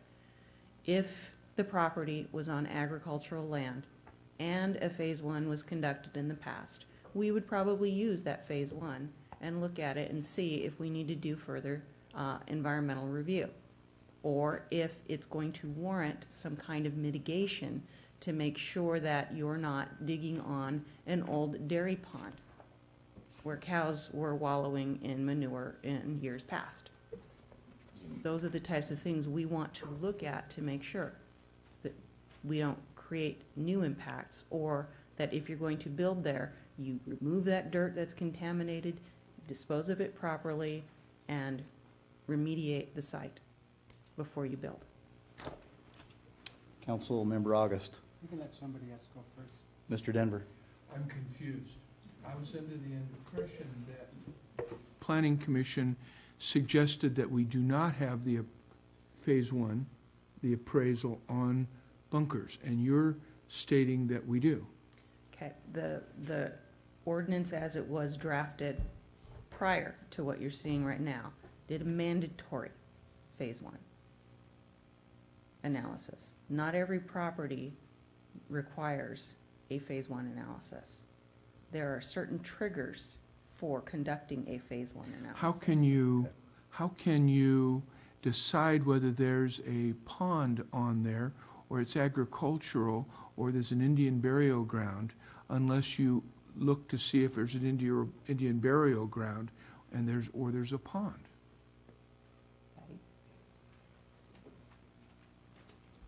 No fair. Please state your name for the record. Patty Nahill. Hi, Patty. Thank you, members of the council. Let me backtrack a little bit. What was originally cited in the staff report by Mr. August on page 3 of 4 was a summary of those items that were included before Planning Commission. That item has subsequently been removed, so that is not a requirement of the ordinances before you right now. That was merely a summary of what Planning Commission had discussed. It was subsequently removed during their March hearing. Now to the bigger picture. There are a number of tools that are used in assessing hazards or impacts to properties. And one of which is when an application comes in, and the code citation that you quoted from the government code section is commonly referred to as the Cortese list. And what it is it's actually kind of a misnomer because it's a compilation of lists that lists underground leaking tanks. It'll list hazardous materials like if a gas station has had substance leaking onto soil, it'll list oils, those type of things. So it's a compilation of lists that comes as the old brownfields lists, and there's about 5 or 6 different common lists that are checked. At the front counter, when somebody comes in, there's actually a requirement on every application that they've consulted those lists and made sure that on their property they have none of the known hazards that they're aware of. Okay? These lists are updated generally annually, and right now the old one used to have a binder at the front counter that you go through. Now it's really nice, it's all online. You can check by address, you can check by zip code, you can check by jurisdiction. There's any number of ways that you can check. So every application that comes in at the counter, the applicant is required to certify that they've checked those lists. Okay, the next step to that process is staff also verifies. So staff does a double check of that application and verifies that none of the hazards exist. Some projects, there are some citations that are up in like Romolan as example, where they've had events in the past where they've had leaking underground tanks that have had to been remediated. There was an old gas station up at Highway 74 and Trumbull Road as an example. They went through a cleanup and they've subsequently had the tanks removed off the property, and that property now has been certified that it is clean, no longer a hazard. But it will still show that there was an event there. Okay. The other broader picture is phase ones. Phase ones were originally intended as merely a real estate transaction tool. If somebody was going to buy industrial property or they were going to buy commercial property, they required from the federal government, it came out of the Superfund in Love Canal, and I know all of you are old enough to remember that. People weren't notified that next door to them there was hazardous waste dumped. And so it's an offshoot of that the CERCLAS basically sets up a notification process. And the byproduct of that is a phase one. And all of the compilation is done in one report. You note above ground, you note below ground, you note dumping. Generally, you can go out and do soil testing if there's something on site that looks funny. And so it's sort of evolved over the process that planners got wise to this real estate transaction tool. And so it evolved as something that planners now use as a great resource. But it was never intended as an environmental document. It was intended as a real estate transaction tool. So now that's evolved. And so what you'll see is you'll see phase ones requested by planning departments. You'll see them as part of EIRs. And what they do is it's basically the compilation of any hazardous materials that have been on the site or near the site. It'll list if there's any schools that are adjacent or nearby. It'll list high power lines that are nearby. It'll list underground pipelines that might run by the site that you might be like in a blast area of. So it's a resource and a tool that we use as backup, but it was never intended to be as an environmental resource. It has evolved to that, but it's never intended to be that. So the planning department has a number of resources. Number one, the first is Cortese, and then we back it up with supplemental information, whether that be soil testing. If you have lands out here in this area, we have old egg farms or poultry farms and egg ranches. They had certain byproducts they have to be tested for. So based on historical research that you'll see come out through the general plan, we will have areas that are of higher sensitivity than others. And I think we covered substantially this information during our March 5th workshop. And one of the outshoots of that was that if it really defaulted to a historical land use, did it not? Correct. So this is similar. If Mr. Jones, who lives in the Calder Ranch, I mean, that's a development that was recently developed since the city incorporated. And to the extent that there was a phase 1 assessment done, that could be used. And to the extent that it wasn't done, that we would default to our city's existing criteria as to whether one would be needed or not, regardless of what the Planning Commission has recommended to us. Is that a correct and fair statement? Yes. Okay. So, Mr. August, you're up. Last question, with referring to agricultural lands. It's not your position that because a piece of land was used for agriculture sometime way in the past, that it is a contaminated piece of property? It depends on what type of agricultural use it was used for. Ones that are dairy related, poultry related, have certain byproducts or nitrates in soils. There's a project that's right off of Briggs Road that they had settling ponds that they're urine ponds. And so because of that, there are certain contaminated soils as a result that have to be remediated and have to be taken off the site. As part of the operations of that site, they had concrete bays that basically were washout areas. And on the periphery of those washout areas, you have contaminated soils. But those are also known entities here in town, and there aren't that many of them. Yeah. Standard application of agriculture is probably not going to trigger it. It's going to be those higher intense uses like dairies or poultry farms. Thank you. Thank you very kindly. I had a question of staff. I don't know, during our research of this topic, did we explore anybody? Did we explore any other cities to see whether they had an ordinance that dealt with this? Oh, yes, we did. And what was the outcome of that survey? Please don't tell me that Menifee is the only one that's considering this ordinance. Menifee is the only one considering this ordinance. Okay, so, any other questions of, amongst the council? Mr. Edgerton, Deputy Mayor Edgerton.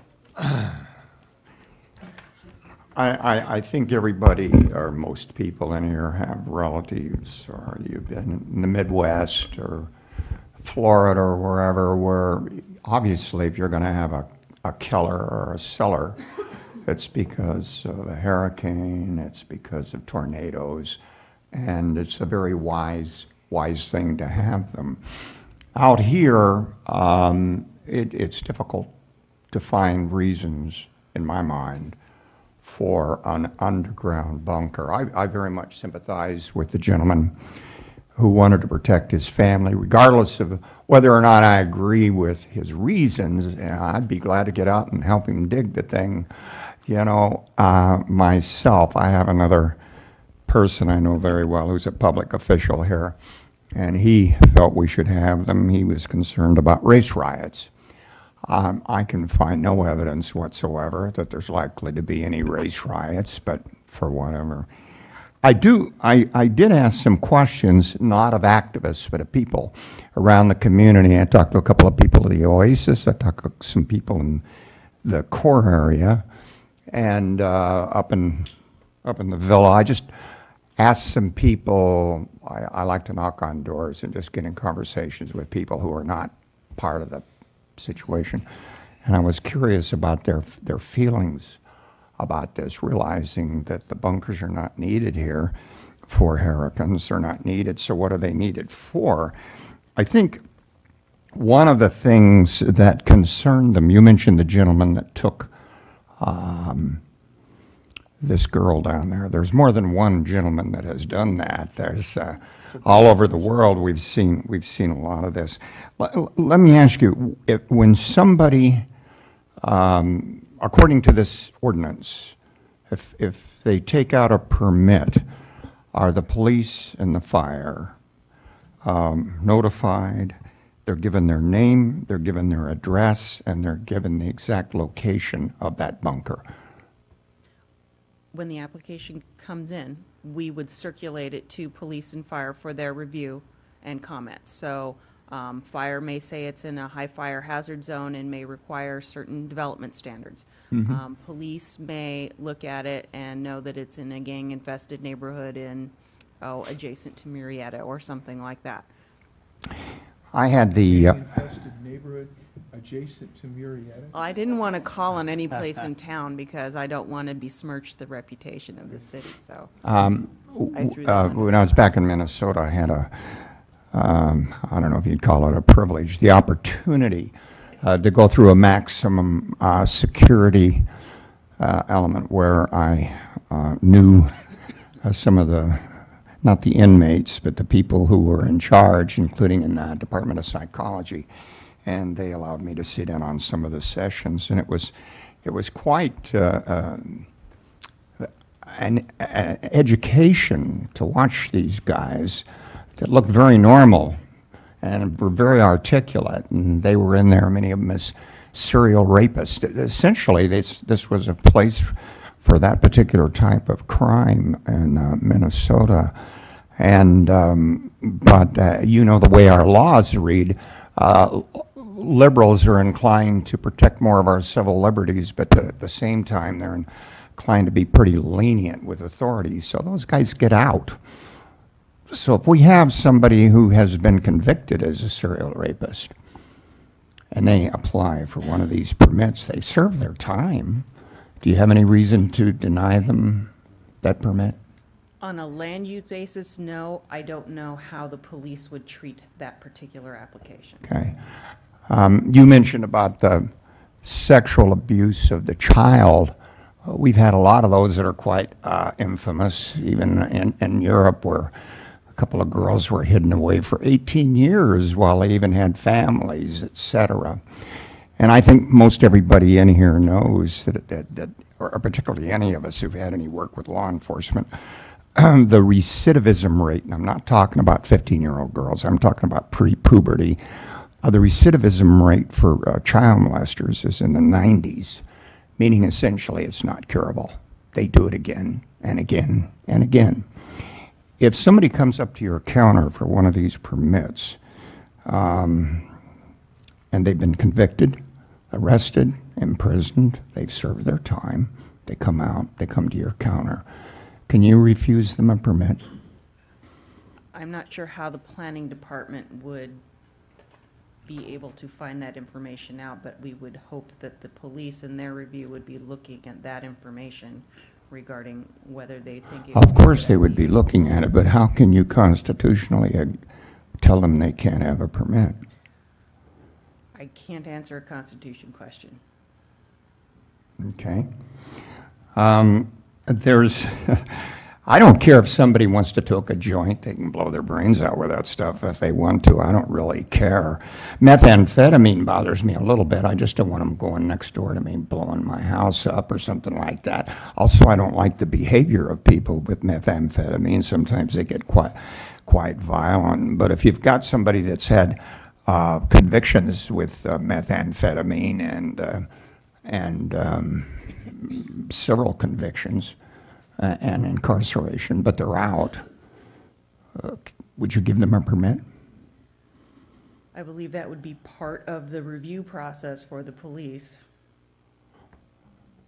But I planning would not be able to deny them because I would not have that information. So you could not deny them. Correct. And I would ask if there's any realtors in here. I've been one, Mr. Denver's one. If you've got a bunker and you got a short sale or for any sale, we certainly don't have any control over that resale of that property once that bunker's in. Point I'm making, I'm a little concerned. We just, for example, let's get somebody who's had violations of piling up too many guns and explosives. We've even had that right here in Menifee. It blew up a house So they've been convicted. They've served their time. They've had a history of using explosives. Would you need to give that person a permit if they ask for one? I believe that if they followed the land use applications, I cannot use that as a reason to deny them that application. You know, I'm beginning, I don't even want to touch the subject of terrorism, but I'm beginning to see why perhaps, Mr. Mayor, we're the only city around here that's interested in having a number of bunkers built throughout our city. I think if everyone was aware of the gentleman in the audience that came up here and we could be comfortable that that was the type of person building, I don't think we'd have any problem. But frankly, I have a little problem with opening that, what I think is a can of worms, to know that all of a sudden, for young children, I noticed when I was talking to a couple of people in the Oasis and some people in the Corps who have grandchildren and that sort of thing, they were concerned about a proliferation of those kinds of structures because once they're there, and then they're resold. And then you've got a number of them throughout the community. And you make it very difficult for the police. You make it a possibility for kids to get in there and not know it and not be found, et cetera, et cetera.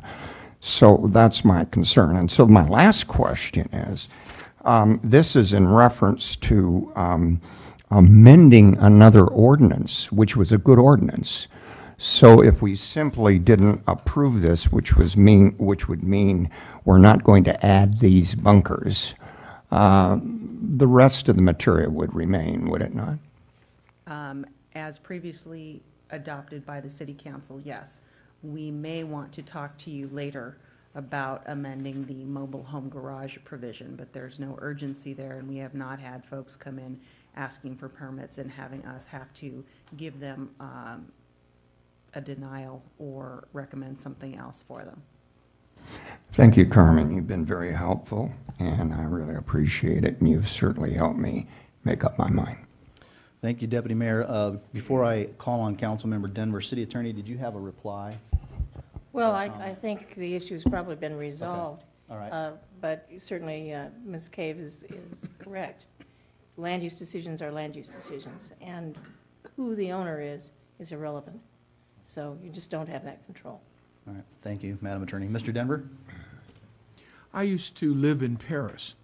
I apologize for that.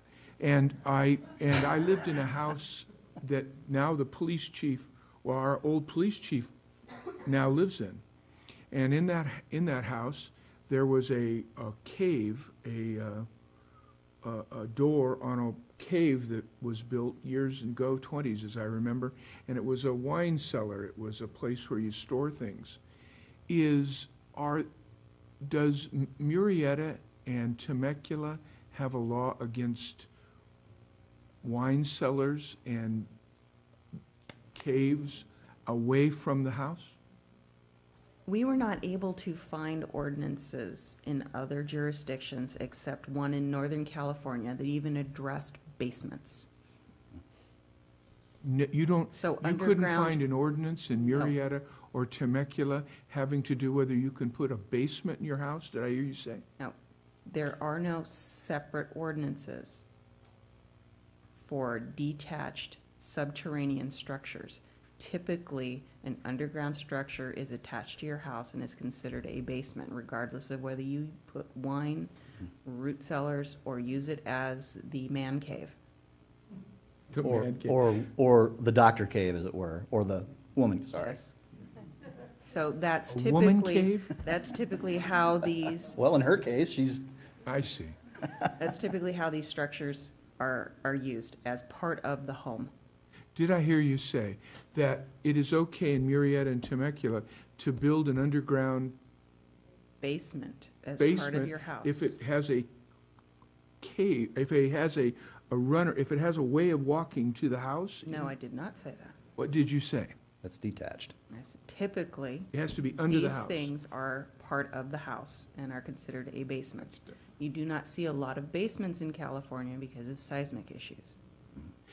Did you say earlier that that Murrieta and Temecula would not allow a bunker to be built as this ordinance is proposed, and that that Menifee would be the city that would allow these to be built in our town, in our area now?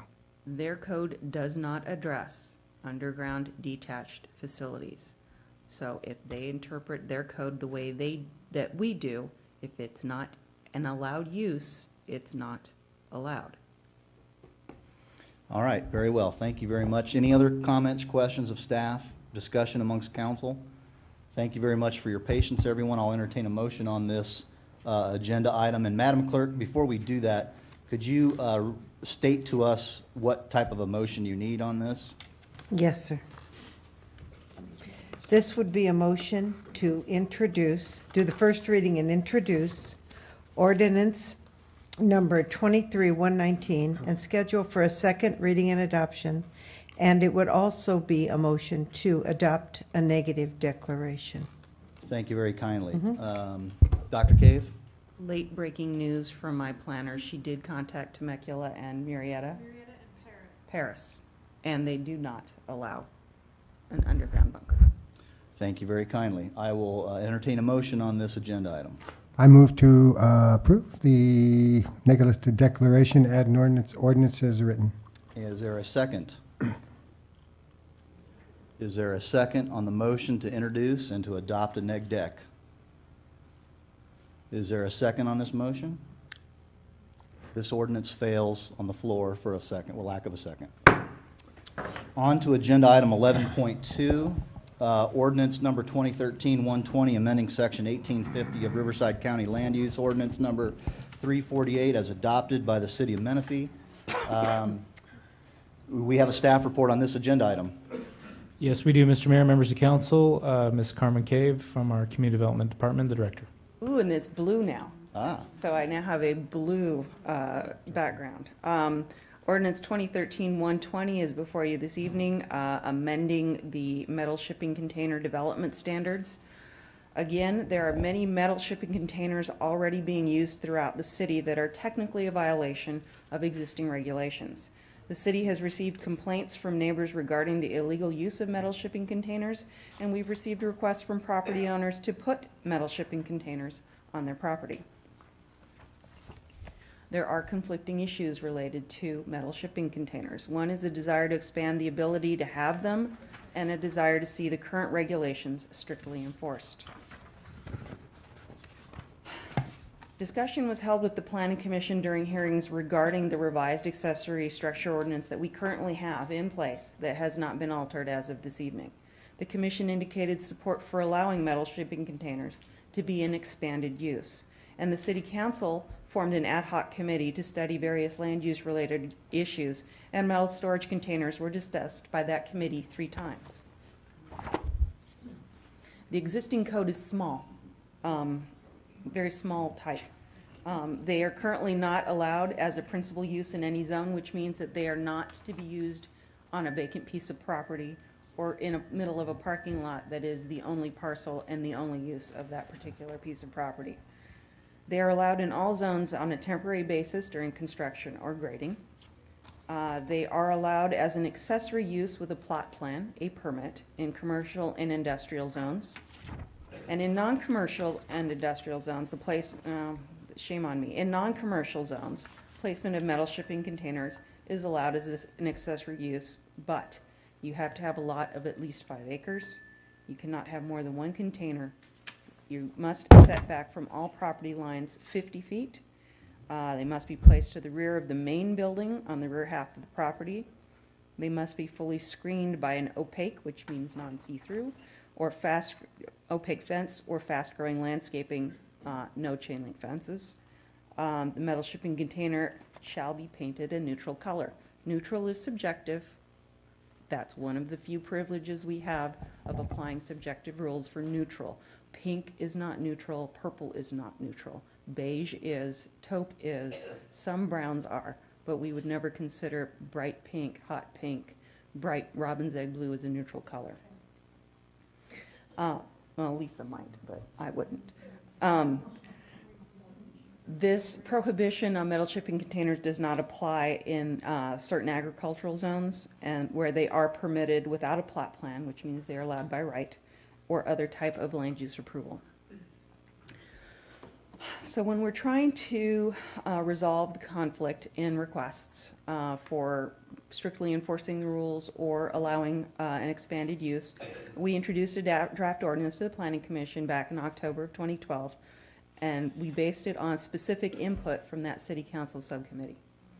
The ordinance is to revise just a portion of our zoning code, that section 18.50, which was in small font that you couldn't read. And the commission directed staff to make several revisions after we made that presentation. They did not want people to be able to stack containers. They did not want containers to be used as foundations for any type of structure.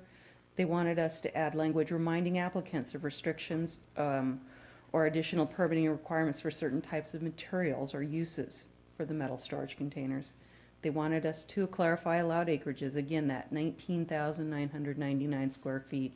We just moved it to acre and half acres. They wanted to restore the original ordinance landscape screening and fencing requirement that had been removed by the ad hoc committee. And they wanted to reduce the suggested time for property owners to come into compliance from 3 years, as had been proposed by the council committee, to 24 months. They asked us to do additional research. They wanted us to look at typical sizes of metal storage containers because we had proposed a size limitation. What happens if the units are put together? Is there an unintended consequence between this revision that would include expanded use of metal storage containers instead of having people construct permanent or more visually pleasing buildings? And what do other cities do? The revised draft that came back in November was continued. We had a CEQA question from our friends over at one of our ambulance chaser law firms, and then it was heard again in December of 2012. After hearing the information that was presented on staff's findings to those questions, the commission requested further revisions. Those changes were to require a site plan and photo of the property, impose a maximum height restriction of 10 feet above grade, impose a maximum length of 53 feet. That number came about because that's the size of a semi-tractor trailer container. They wanted to make sure that we prohibited plumbing and electrical service to and within the containers because there was a fear that people would start using them as a shop or a workshop, playroom. And they wanted us to add language to allow containers in parking lots provided that there is no loss of required parking spaces. They wanted us to prohibit end-to-end stacking because 53 feet times 3 is about 159 feet long, so you really don't want to have something that sizable. They wanted us to prohibit wheels on containers, so you couldn't just drive a tractor trailer up, leave it on your property, and call that your metal storage container. They wanted to ensure that the application was signed by the property owner, and they wanted to clarify any conflict with home occupations. Currently, under our ordinance, if you have a home occupation, you may not conduct any part of that business from another structure on the property. It must be operated out of the home.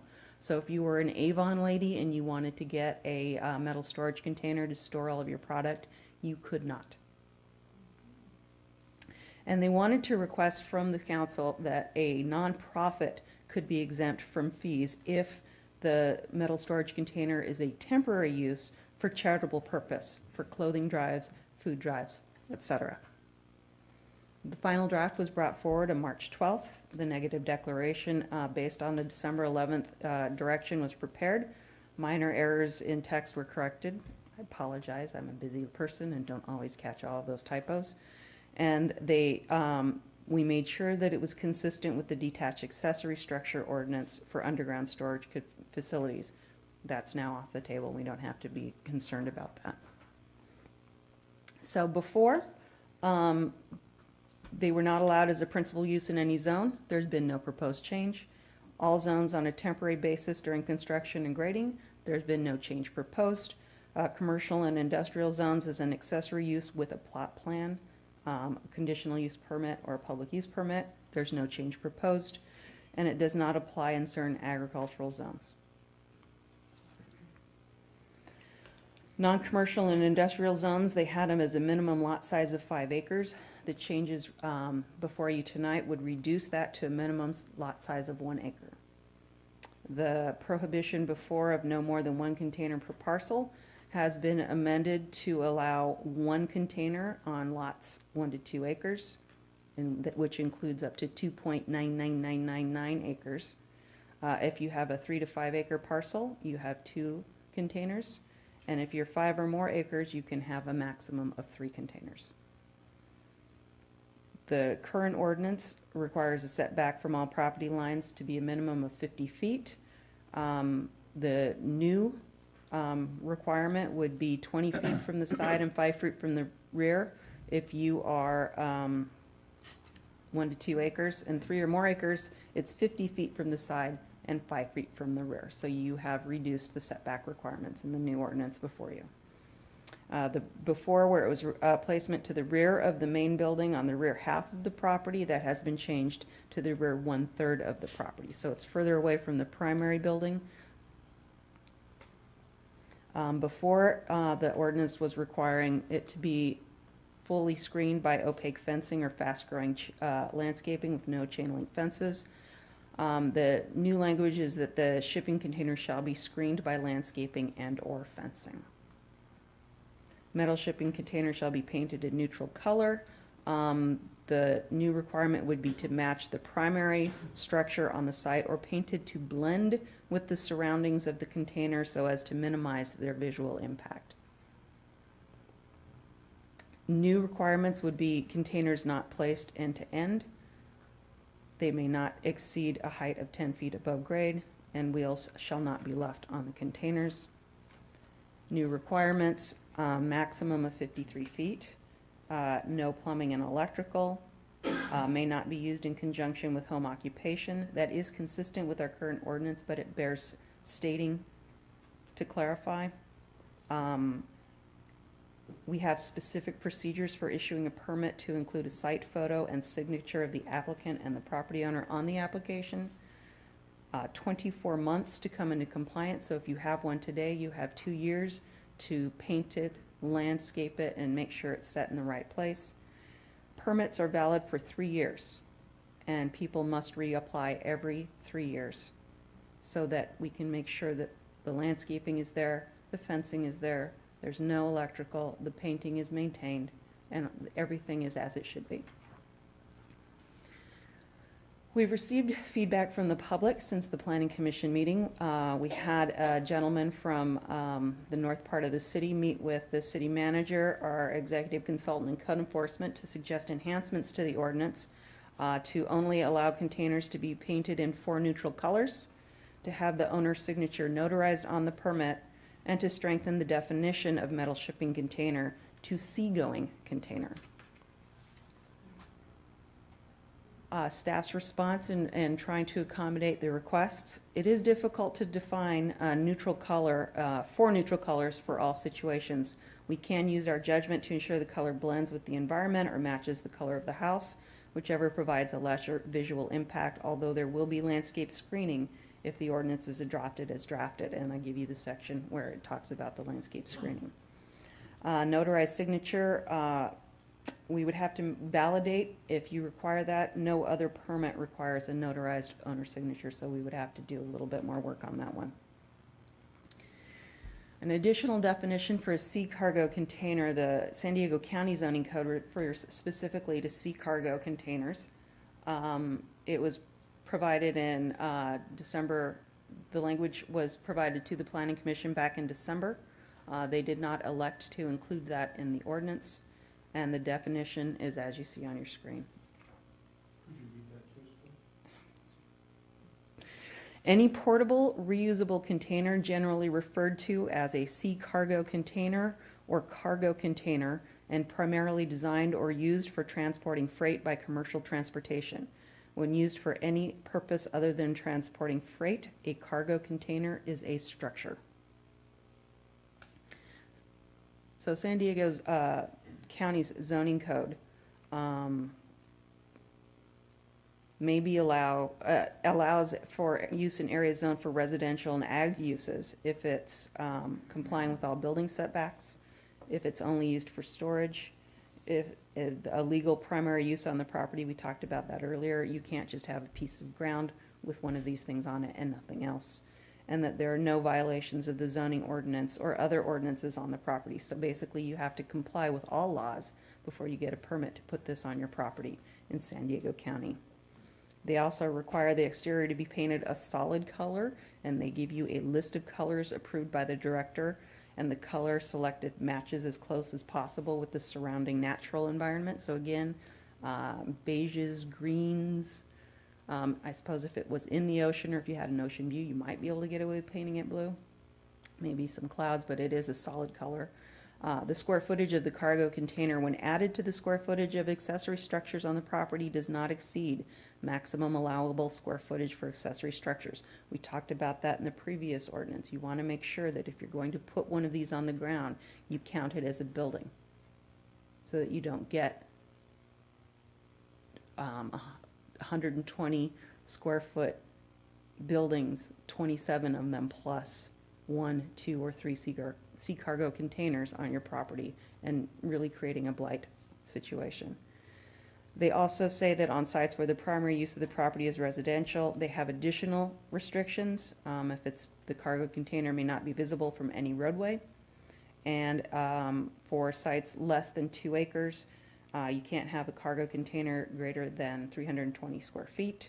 Only one would be allowed, and the total time the site can have a container during any 5-year period is of 180 days. So they allow them there for 6 months. They do not allow them as permanent additions to the property. There's a number of other points that the county zoning code has. Commercial and industrial uses for storage purposes. Again, if there's a legal primary use. Cargo containers are allowed on private property temporarily for building materials or construction. They have an amortization period for cargo containers placed prior to 2007. We may want to consider that to help, again, people transition from illegal uses to legal uses. And then they gave themselves an exemption that they could use them if they needed them. So that concludes staff presentation. I'm available for questions. Thank you, Dr. Cave. Council, are there any questions? Mr. Denver. You've answered my question about shipping containers. Did I hear you say that in our ordinance, if you were to take a box that was made of metal that had that was a, let's say, the trailer of a trailer of a truck, and whittle off the frame and whittle off the wheels, could we would then allow that device to sit on the ground and call that a container? Or is that, we Yes, as currently drafted in this ordinance, yes. do we, in this ordinance, do we require a permit to be issued for all of these, for these containers? Yes. If I own 2 1-acre parcels, am I allowed to have 1, 2, or 3 containers, and they're side by side? That depend on where you put them on the property. You would be able to, they would be 10 feet apart, because you could have 1 on 1 acre and 1 on the other acre, but they have to be 5 feet, or depending on what the ordinance said, which property line it is, apart from the property line. So you could not pretend that you have 1 2-acre parcel. You literally have 2 1-acre parcels and would have to set them apart from the property lines. What is the ordinance in Paris, Murrieta, and Temecula? They are not allowed in residential areas. Are they allowed anywhere? Usually for construction, yes. Are they allowed in commercial areas permanently? My researcher over here.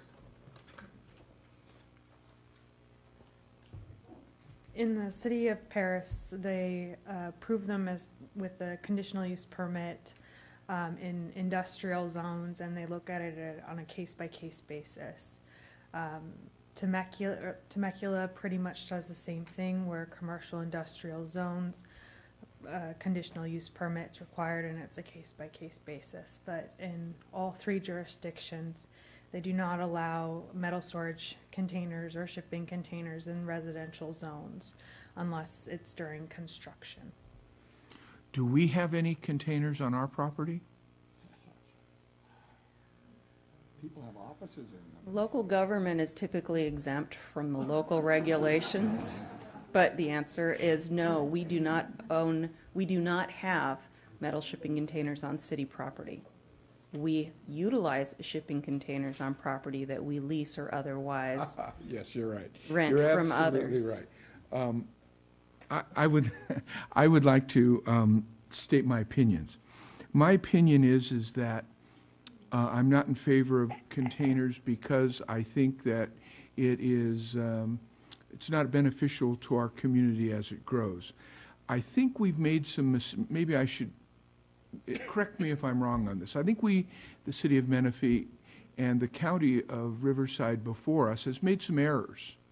And we had Riverside County, and we have Menifee's ordinance, which now is the old Riverside County ordinance, not allowing containers in certain areas. And we went ahead and allowed them.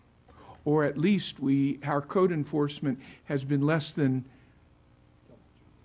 prudent in fixing the problem of illegal containers that did not meet the ordinance as it is written. Am I basically correct?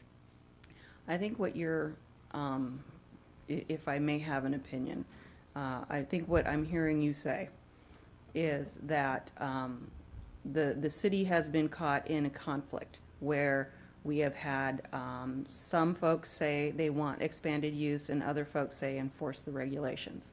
One of the hardest things for staff to do is to pick one direction or the other. Are you saying that some council people feel one way and some council people have felt the other? Direction to staff has been conflicting in the past, yes. Mr. Denver, we have a city attorney would like to address real Okay, quick. but I'd still like to make. Then why don't you go ahead and proceed? All right. My opinion, unless the city attorney changes my opinion, which is very likely. I really do want to interrupt on Okay. All right. in Madam that Attorney. we have not yet taken public testimony. There, that's true. So we're And still it talking. would be best to hold that discussion. Very good. until You know what? That is a good correction. That's my fault as the chair. This is questions of staff in terms of, so I appreciate that. Mr. Manager, do you have anything to add in terms of Thank you, staff? Mr. Mayor. I'll hold that until later. Okay. Council, is there any other questions of staff? Mr. August? Just one quick one. Where'd you come up with the number 53 feet? The Planning Commission made that recommendation at the last meeting, and they said that that is the typical size of a semi-truck trailer. That's a semi-truck trailer, but not a shipping container. That was what was stated at the meeting. Interesting. All right. No other questions of staff. Thank you, Dr. Cave. I'll open the public hearing at 9:03. Madam Clerk, was this ordinance properly noticed? Yes, sir. And do we have any public testimony on this item? We do, and I have no other correspondence for you to review. Thank you. We'll take the public testimony now. Bill Zimmerman. Sir, if this time before the speaker begins, let me state that this is one of the ordinances the city attorney has been working on to codify so that it will be in our code and not an amendment of the current county code. So I have in your red folder the changed title, which will allow that codification. It does not in any other way change the ordinance at all. It simply changes where it was placed into 9.80. 010, et cetera, in the code, adding that so that it'll be online and searchable in our Muni code. Okay, thank you for that You're clarification. Hopefully, we can get to that with all of our ordinances someday. That's the goal. Okay, please proceed, Mr. Zimmerman. Thank you. Bill Zimmerman here. Good evening, council and staff. As you know, I was a previous planning commissioner, and your staff report shows meeting minutes from 3 meetings. 2 of those I did participate, but not the third. So I just wanted to kind of give my personal opinion on this. I certainly am not representing a planning commission with my thoughts. When we did have this come to us in, I think it was October and December. One of the planning commissioners mentioned that he has a storage container on his property, and so we were trying to understand his points of view and try to allow some of the existing properties that have containers out there. And as you drive around, you can see there's an awful lot of them. And so we spent most of our discussion talking about aesthetics and how can we bring those folks who have them on their property with screening and visual painting and things like that. However, in those two meetings, we never really talked about should we allow new permits to come to us. Is it something that we want to have a proliferation of storage containers? A lot of people ask the question now, as I'm no longer a commissioner, they're saying, hey, Bill, well, why did you only talk about the existing ones? What about future new proposals coming, and do we want more? And I got to tell you, my thought on that is no. I heard our attorney give a nice presentation about the heart of land use planning. She talked about the vision of the community, conflicts between neighbors, issues of blight. All those kinds of things are things we should avoid.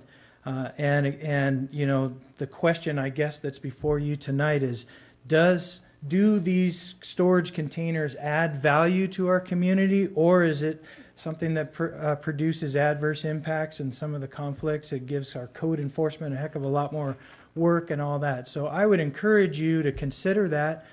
Maybe some of the things, we sorted out some nuts and bolts and all, and I think the suggestions were good for those who have existing containers on their property. But I'd like to maybe ask you to direct staff to consider disallowing future, maybe put a moratorium on all new storage containers in Menifee. So that's just something that I'm asking you to please consider. Thank you, Mr. Before you go, are there any questions from council of Mr. Zimmerman? I have. Okay, Mr. Denver? On the council when you were on it, were there council Commission. on the commission when you were on it? Sorry. Were there people on? Did I hear you say that there were people on the commission that had containers? Yes, one of the commissioners did state during the meeting that he has a container on his property as less than 5 acres. So currently, with the county's ordinance, he's not in compliance. So. Was there any city council members who had planning commissioners appointed who had containers on their property? I'm only aware of what was said at the meeting. I don't know, John. Sorry. Thank you, Mr. Thank you. Thank you, Mr. Zimmerman. Appreciate your time. Appreciate you. Next speaker, please. George Rackstraw.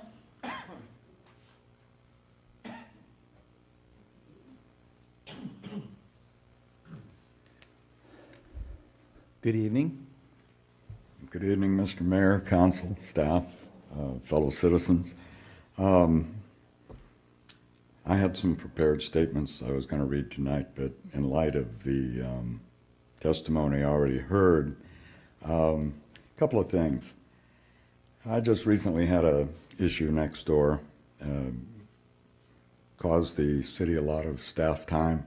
I'd like to publicly thank Colin McNee and Code Enforcement Officer Scott Stoll, I believe his last name is.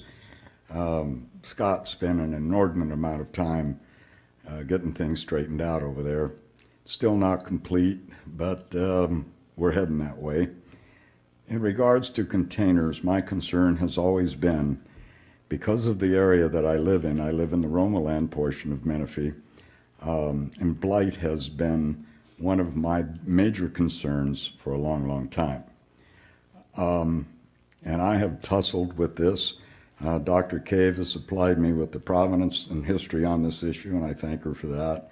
And I spent a great deal of time looking at the various issues involved here. There's property rights issues and there's public safety issues, and in a lot of instances they conflict with each other. The thing that I would encourage this council to consider is, as the previous speaker alluded to, I believe that these containers, in their present form, contribute to blight, especially in my area. I would prefer to see a moratorium placed on containers now, and I would encourage the council to direct staff to do a complete survey in each councilman's districts to identify the number and type of containers that are located presently on properties throughout the city. When that survey is completed, you will note that it impacts some councilmen more than others in their districts. I appreciate Mr. August's unsolicited call. Kind of surprised me. He wanted to hear my input on this issue, and he would be one of the council people that would be least affected in his district by any proposed ordinance involving containers. So until the issue of how many, where, and the impact on code enforcement to police the containers, it's an issue. One of the issues that I disagreed with in the presentation tonight was the placement. If you're going to allow them from side property lines, the ordinance as it's written, if I am correct, says 20 feet from side property lines and 5 feet from the back. George, that's your time. Go ahead and wrap up your statement, sir. Well, it doesn't.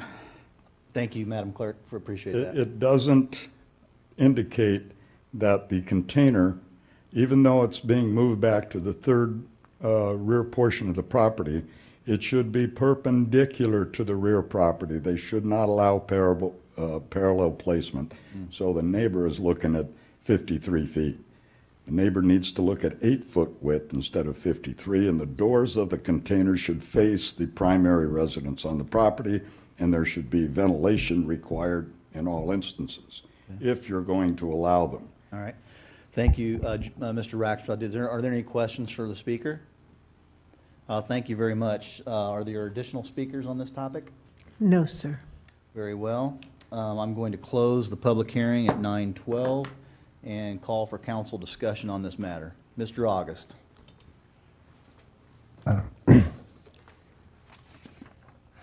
Well, I've got several comments, not only from myself, but perhaps a couple that Mr. Furman sent us from Arizona, and I'll see if I can get to those. I have talked to Mr. Rackstraw about this on the phone several times. We've gone kind of back and forth on it. I've talked to Cullen McNee about it from the staff, and I've talked to several other people about it as well.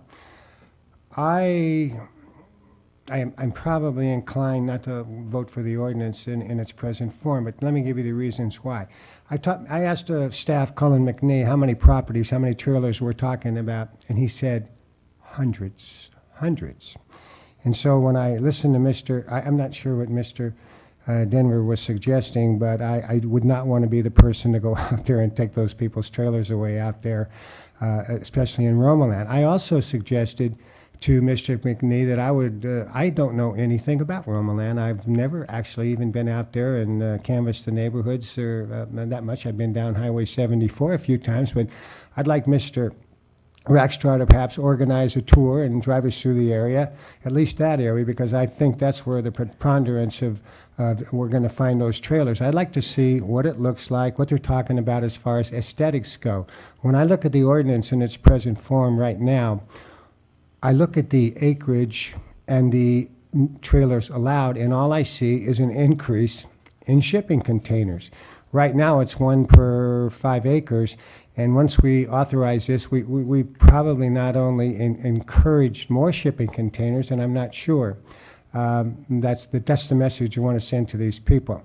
The one thing Tom Furman brought up that I'll pass along for him is he's talking about footprints. If you take a 8 by 53 container, I think that comes up to around 428 square feet. What he's saying, if we can encourage people to build something more aesthetic, maybe something that's affixed to the ground or a stick structure or something like that, and make it kind of competitive with what it would cost someone to buy a shipping container with, and right now it's probably $1,000 to $1,500 for a shipping container. It'd be about $8,000 for a similar size stick house. So if we, consider it, I doubt this will happen, but, consider perhaps giving a break on permit fees to make the price more competitive. Maybe we can get something a little more competitive out in those areas.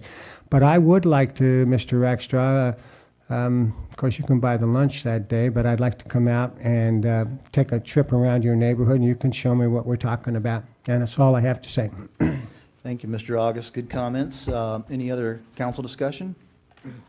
Deputy Mayor? Well, I lived for 15 years in Councilman Furman's district. And so I do have a feel for that area and how people feel about these kinds of things. And I think most of them would agree with Mr. Zimmerman. And by the way, I've been to Mr. Zimmerman's property, which is very well kept. If somebody wants to see what country property should look like, go visit Bill Zimmerman. I agree with John Denver. I had a property out there in Furman's area, like I said, for about 15 years at 3 acres. And people were pretty sensitive when some of their neighbors started piling junk on it. And most of them considered those containers as junk. I mean, that's what it looked like to them. And so as far as wooden structures, you don't even need a permit, I think, at 10 by 12. That'd be 120 square feet, Carmen, am I right? You can go to Home Depot or whatever and get a nice shed that you can paint and generate the decor that matches your house, et cetera, like I did to put your sit-down tractor there because I had grass, and not the kind of grass some people want out there, but I'm talking about the grass that you mow. And you can't do it with a hand mower, so I'm really adamantly opposed to this. I think as what John or Councilman Denver was trying to point out, and what former Chair and Commissioner Bill Zimmerman were trying to point out, we want to upgrade our city. We want to make it better. I know there were some people down my street that had quite a few of them. I never complained, but some of my neighbors did, and you guys enforced it for some reason. So I hope we'll start to make Menifee kind of place that people want to drive through with their husband and their wife, and they say, hey, that's a place I want to buy property because it's going to get better and better. It's a place I want to raise my family, and a bunch of containers are just going to be clutter. I'm opposed to this. Thank you, Deputy Mayor. Councilmember Denver? I agree, of course. I would propose that we do not agree with this ordinance and that we instruct staff to, if I can get a second, or something like this, that we come back with an ordinance saying that there'll be no more containers placed in Menifee, 1, and 2, that we give a period of time for the existing ones to be removed. If it was my choice, I would, and I reserve judgment to the rest of the council and to the attorney, but mine would be 12 months, would be a year, that they dispose of the containers.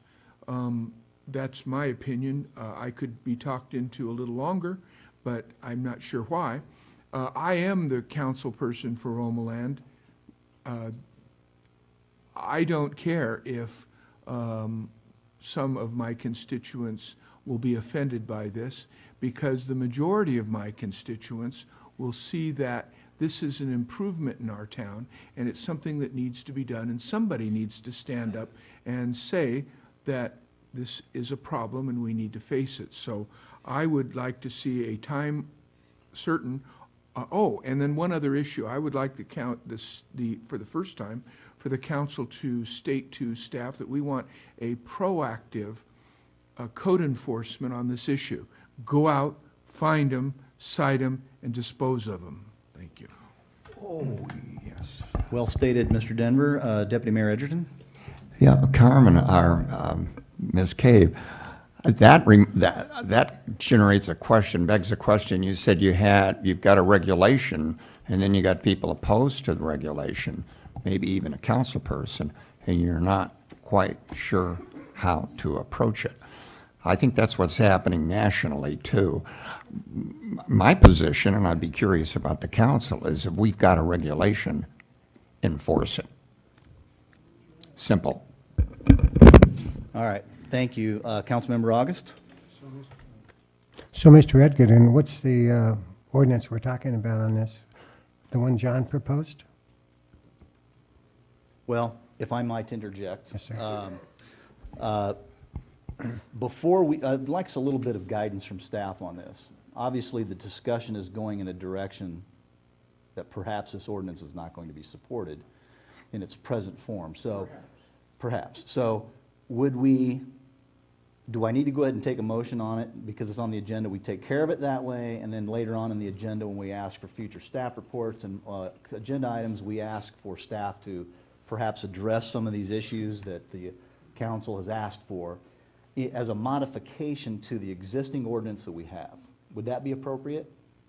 Yes, what you have before you, you need to at least ask for a motion, Yep. see what kind of motion you get, Yes. and then either take action or whatever. Following that, at this juncture or later, you can give direction to staff as to what you would like to see as an alternative if this does not pass. Okay. All right. Mr. Manager? Yes, thank you, Mr. Mayor, members of the council. Staff would appreciate direction on this, as well as any other code enforcement issues, as we've had some interesting relationship and communication issues over the past, and we stand ready to assist council in their direction. Okay, I have some comments that I'd like to make on this matter myself. I'm in agreement with nearly all the comments that have been made. I'm absolutely, what we need to do is we need to enforce the municipal code that we have equally on everybody's property, whether it's residential, commercial, industrial, or what have you. We need to enforce our own code. And as the budget development process comes up, coming up when we have our budget workshop, if we need to increase code enforcement to address the proactive nature that we all seem to be wanting here, I think that would be the appropriate place to address that issue, Mr. Johnson. Would you agree?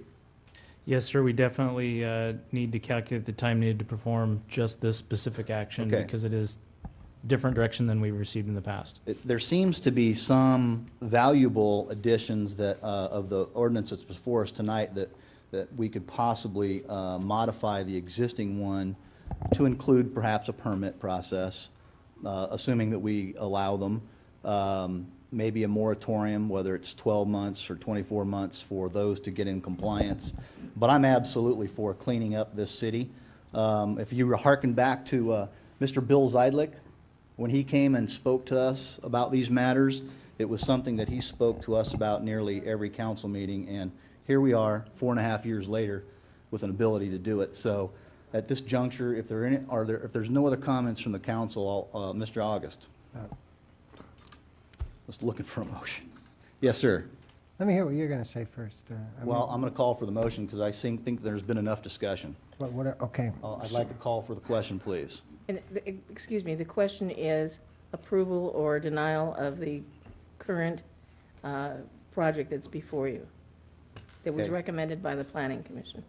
So the motion, if there would be one, is to introduce the ordinance and to approve the negative declaration as presented by staff, correct? That's correct. Is there such a motion on the dais? Is there a motion to introduce this ordinance? Hearing none, this ordinance fails for the lack of a motion. Now, is there any direction that the council would like to give staff with respect to making modifications to our existing ordinance at a future meeting? Mr. Denver. I'd like to propose that we create a motion having to do with a time frame for the people who already have containers on their property, and that we staff our city properly so that on this issue, at least, we proactively solve this problem and go out and clean up our area. So that is a direction to staff? That's direction to staff to come back to us with a motion, with a ordinance. I'll Mr. support that. All right. Are there any other recommended changes from Yeah, Mr. August. Just a couple of comments. So we're going with the county ordinance. That's one per, you have to be over 5 acres. And what we're going to do is become proactive, and we are going to send out a notice giving people a specified amount of time that they have to get rid of the trailers. Like the former planning commissioner has one on 3 acres, so he would be required to remove his in a certain amount of time. Is that correct? My motion is if I'd compromise. They're not motions, they're directions to Their staff. direction to staff. My direction to staff is a little more severe than that. I say that we are stronger than the Riverside County ordinance. We plain do not allow containers in our town at all after a period of time, and certainly no more at all. City Attorney, you have a comment before we continue this? Just to caution you, and we understand that you're asking that this come back to you. However, a new ordinance will go to the Planning Commission first. Understood. And will have to be processed that way. But we do certainly want clear direction as to what you would like to see in that ordinance, so we can process it. Mr. Johnson? Yes, thank you, Mr. Mayor, members of the council. In the meantime, we'll be following and enforcing the current ordinance that is on the books, and we'll be bringing back to council our steps for how we're going to do that. Mr. Edgerton? I seconded Mr. Denver's request to send this to staff, and as I understood, and I believe I've got it correctly, Councilman Denver is asking that we make this universal. We're not picking out one person over another. This is just universal. If this does affect such people as a commissioner or a councilman and they want special attention, I would recommend that they review California law. Just a clarification, Mr. Denver, the existing ordinance for Menifee, as we adopted at incorporation, allows one container on a 5 acre or less. More. You're suggesting that we eliminate that, is what I heard you say. Did I hear you say? Is that correct? Correct. What about its current, under the current ordinance, we have the ability for someone to file a plot plan and get a CUP in commercial and industrial areas. Are you suggesting that we tinker with that, or are you suggesting that we leave that one as is? I suggest that we leave this issue to our staff to come up with some logic to it, because I'm ready to negotiate on this. What makes sense? I think we ought to be, as I know staff will do, look at city ordinances, county laws, state laws, other ordinances of other cities, and come back with choices for us to look at so we can have an intelligent conversation. City Attorney? In that regard, you haven't used the term moratorium, but would you like an ordinance that puts a moratorium on the construction or installation of any new cargo? Would that be done through an urgency ordinance? It would be an urgency ordinance. It would take a 4/5 vote. Okay. Yes. Okay, do we need a motion on that? No, just, again, Direction? it's just direction. Okay, we've heard Mr. Denver, Mr. Edgerton. What say you on an urgency ordinance? Moratorium? Okay. Dr. Cave? Question for clarification. The modification was residential land uses. Right. Would this moratorium apply to commercial and industrial as well, or just the residential See, uses? I'm making a proposal, sitting here without understanding the nuances of all this. I'm guessing that we should go back to the idea of temporary times, commercial uses while they place things. There's all kinds of things that I imagine will happen. All I'm trying to get rid of is permanently putting containers in residential and commercial, for that matter, places if it makes no sense. Look at other cities around and decide what we ought to do. And I don't know why the city has them sitting out there either, but nobody listens to me. Okay, who was first? City manager? I think the city manager is first. Mr. Denver and the mayor, I believe we do have a sense of what you're requesting, and this will have to come back to you. So I think we've got what we need to move forward to bring this back as quickly as we possibly can. City Attorney?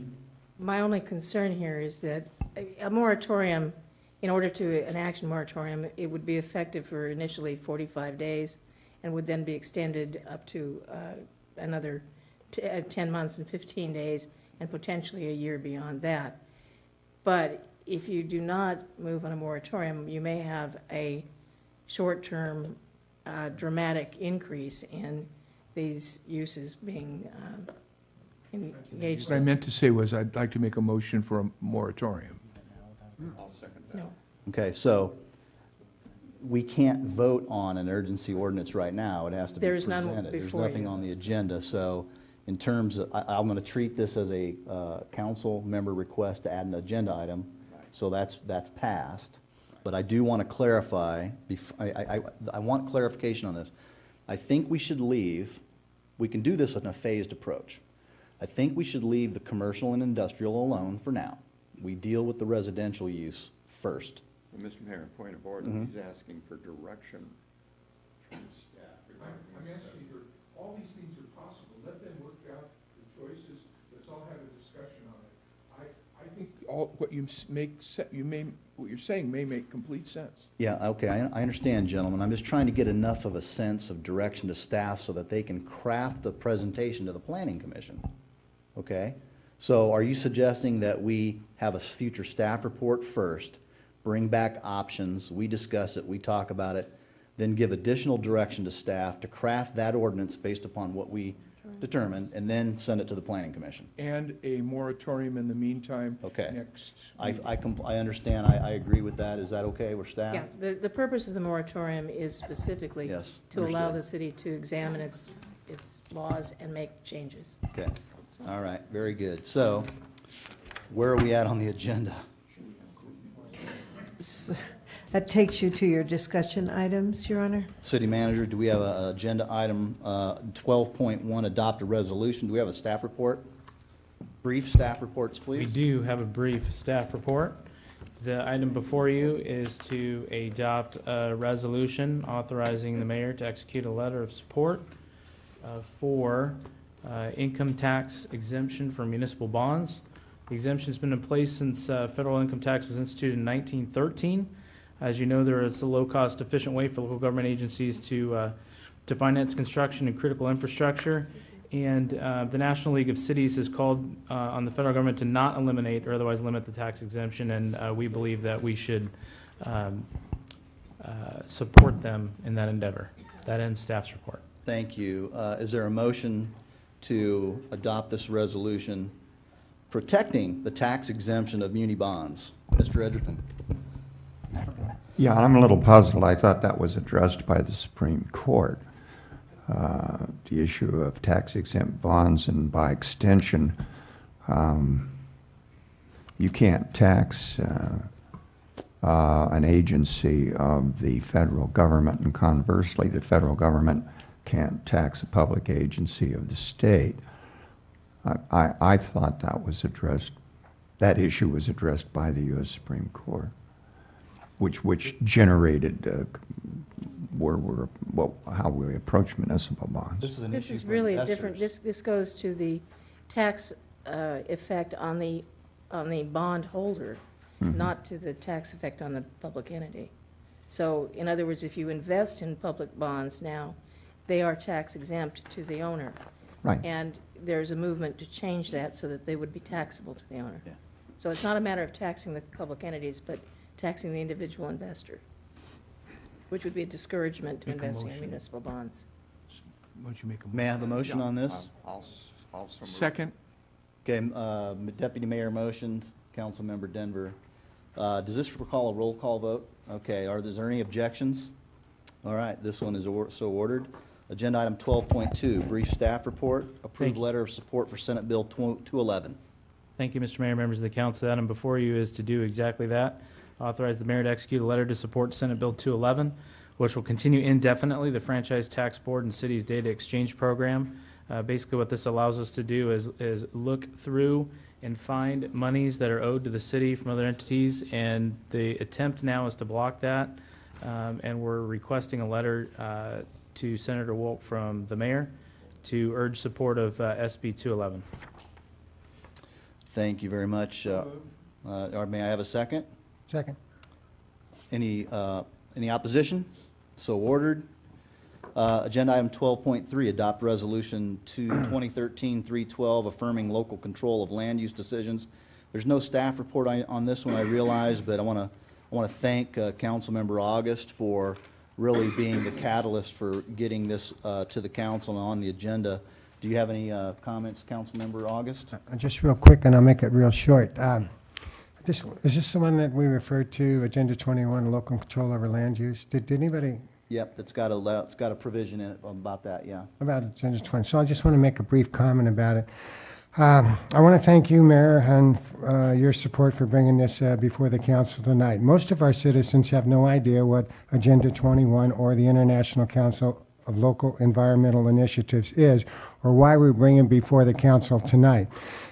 Generally speaking, and I'm not an expert on this, the Agenda 21 plan promoted by ICLEI members is that private property is not really owned by the property owner, but by the community, and that everyone, including future generations, should benefit from its use or non-use, and that all planning and development decisions at the local level will be made on the basis of how it will impact the environment now and for future generations.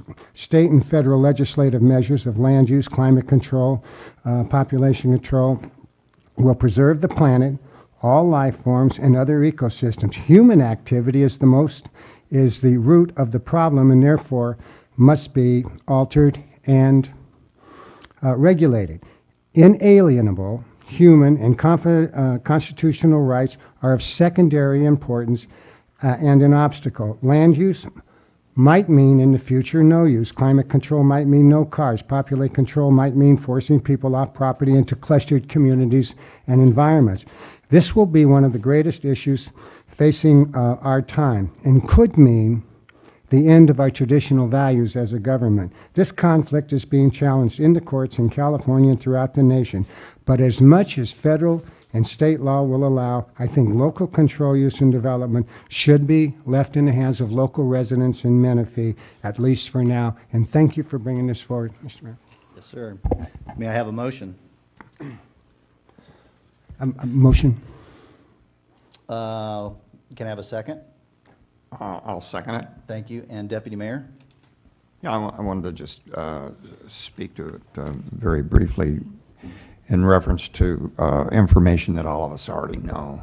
We've already discussed this starting in the first grade. But we've had this encroachment of the federal government on the basis of what our founding fathers generated our government for the last over 200 years.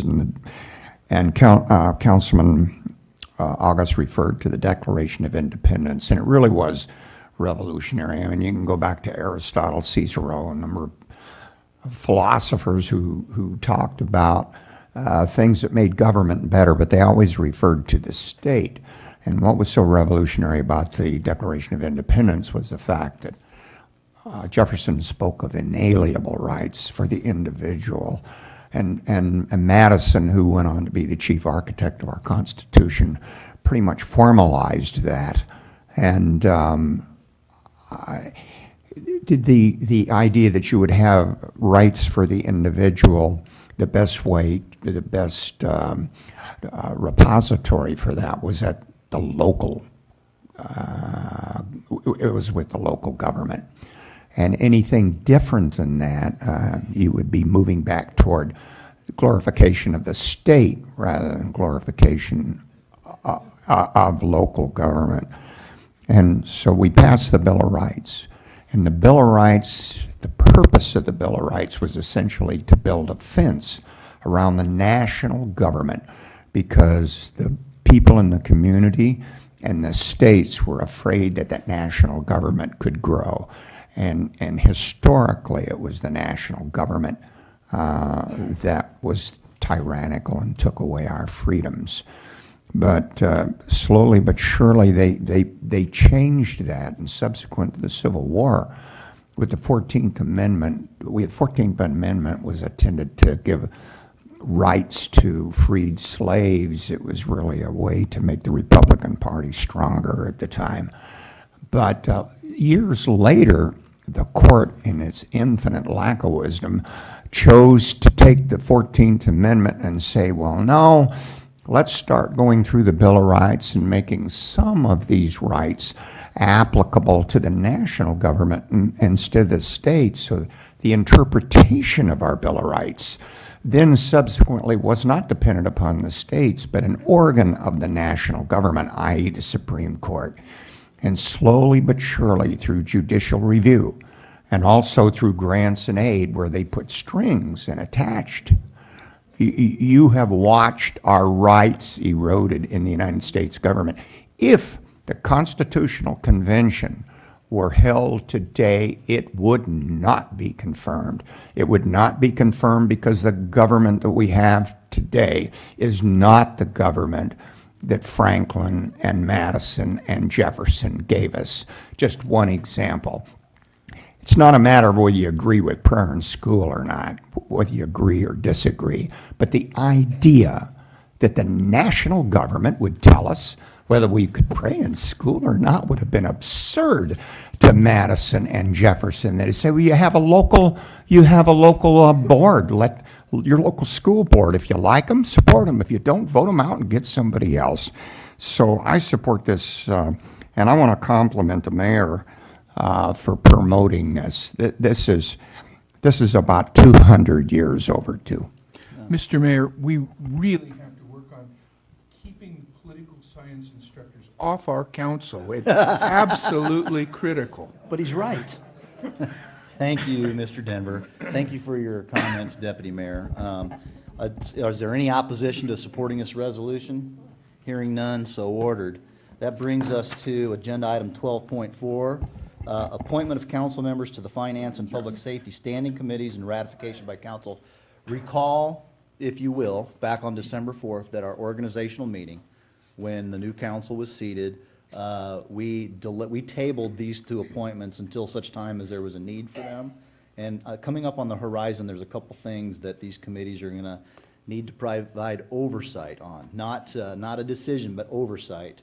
And to that goal, I hereby appoint Councilmember Denver and Councilmember Furman to the Public Safety Committee. And I hereby appoint Mayor Mann and Deputy Mayor Edgerton to the Finance Committee. May I have a motion to ratify these appointments, please? So moved. May I have a second? Second. Thank you. Does this require a roll call vote, Madam Clerk? No. Hearing no opposition, these appointments stand. Thank you, gentlemen, very much for your support. On to agenda item 12.5, fleet vehicle acquisition for code enforcement and building safety departments. Staff report, please. Thank you, Mr. Mayor, members of the council. I'll be handling this for Colin McNee. He's had a family emergency tonight, so we hope he's doing well.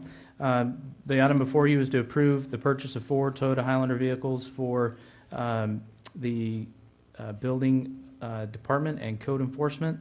It's to authorize the city manager to execute the required documents to complete the transaction, exempt the purchase from competitive bidding as a purchase made under the cooperative purchasing agreement or a piggyback as allowed under our municipal code. The city has received so far into incorporation $315,000 in South Coast Air Quality Management District funds that will be used for the purchase of this. It's not included in the general fund. It's a separate revenue account. It will be used to make the purchases of these vehicles, and it will offset the $28,000 in general fund use currently for leased vehicles that we have. That completes staff's presentation. Are there any questions of staff, council? Hearing none, I'll entertain a motion. So moved. May I have a second? Second. I'd like a roll call vote on this. Yes, sir. Councilmember August. Aye. Councilmember Denver. Aye. Deputy Mayor Edgerton. Aye. Mayor Mann. Aye. Thank you. Thank you very kindly. On to city attorney reports. Very briefly, this is a very small agenda compared to what we're going to have for May 7th. No. We have about 4 cleanup ordinances coming to you. Noise, parking, maybe CEQA, and the conflict of interest code, and possibly a business license change too. So Thank you for that warning. As staff develops that agenda, please consider and advise the council if we should start earlier that evening, such as 6 o'clock instead of 7. if need be. I know it's in our municipal code that we have oh, never mind. Well, just consider that, okay? If we can, we can. If we can't, we can't. City manager reports. Thank you, Mr. Mayor, members of the council. I have several items, but I'll go quickly through them just to keep you in the forefronts of your mind. We will have a Public Works workshop Tuesday, April 30th. We've updated the time to 5 p.m. We're going to talk about the major infrastructure and our 5-year capital CIP program.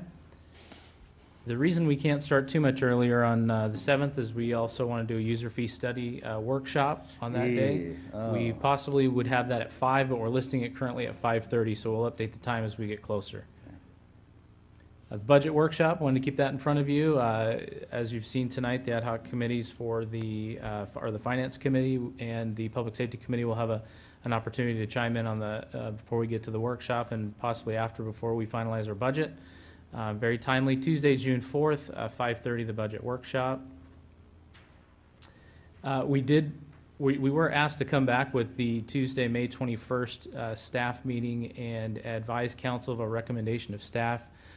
Some of us will be attending the ICSC Recon, which is the real estate convention, between May 20th and 22nd. This is where we make a lot of meetings and talk to a lot of people and try to get them to come to our city to increase our sales tax and property tax. We requested direction at the previous meeting. We were asked to return with our suggestions. We actually recommend moving the meeting to Tuesday, May 28th, which may result in moving the upcoming Planning Commission schedule for that same evening, but we're seeking consensus of the council to move that date tonight. Is there any direction from council on that? Looking at our calendars, prior to when we had this discussion last time, we were looking at Thursday the 23rd, and I, as the mayor, I felt that wouldn't give us or key staff members enough time to weigh in and do the agenda prep, and so that's what I asked staff to come back and give us a recommendation. Is there any heartburn with the 28th? It's a Tuesday. It may result in the Planning Commission moving to the next night or some other day. Is there any direction to staff? Tuesdays are better than Thursdays. Okay, any objection? All right, May 28th will be the second meeting in May. Thank you for that direction. The Supervisor's Aquatic Park revenue request, I was asked to bring this back under City Manager update as soon as we figured out all the particulars to it. There were 3 projects conditioned to pay a $100,000 contribution toward the development of a regional aquatic center, specifically in Menifee. Of these, 2 developments have paid the contribution. The 3rd development is not being actively processed at this time. The contributions have been recorded in a separate fund that is a current balance of $213,811, which represents the 2 $100,000 contributions as well as the interest earned. Although the contributions are not significant enough on their own to fund the construction of an aquatic center, there may be future projects that could be similarly conditioned to fund such a project. Should the council wish to discuss these funds going to the county as requested, staff will place an item on the next agenda, but I do believe the city attorney has something to say about that as well, or may not be prepared right this minute. Well, I'm not really prepared quite this minute, but we do have a review of and we'll present to you so that you'll have it when you consider this, of the standards for exactions like this and use of them, because they are quite restricted under the statutory framework. What I would like to do is for the next agenda, and if it's the 30th, that's fine. If we can add something to, if we have to, if we can wait till May 7th, that's fine too. But I would like on that next agenda, I would like to have an agenda item to appoint an ad hoc committee for the aquatics park, and I would like 2 council members to provide some oversight on that and work with staff to answer some of these questions and then bring back a recommendation to the council. Can I get a second on that agenda item? Second. All right, thank you very much. Thank you. Yep. Thank you for that direction. Exactly what we're looking for. Thanks, Mr. Johnson. Just to keep in front of you again, the Menifee Better Together, which is coming up on April 27th. It's Saturday. It's a cleanup at KB Park from 8 to noon. It's also working in Sun City with Habitat for Humanity to clean up some designated yards that have been identified. There's a phone number there, Tammy Marine, for the Habitat for Humanity, if you'd like to be involved in the Sun City portion of it.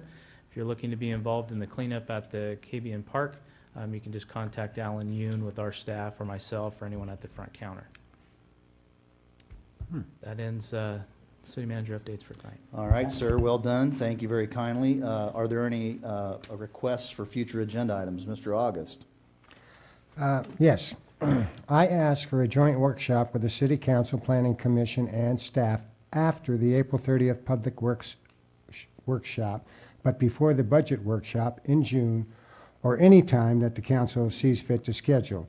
Purpose of the workshop is to more clearly define the roles of the City Council, the Planning Commission, and the city staff in all matters related to planning and development. You don't have to write it down. There you go. That's, is there, can I Thank get a you. second on that agenda request? Can I ask questions? Sure. I'm a little confused. It seems to me, I'm just naive, I guess. I was under the understanding that the Planning Commission has a very clearly defined plan and purpose and goal, and we can't, or we have no interest in changing that activity. It's been defined, it is clear.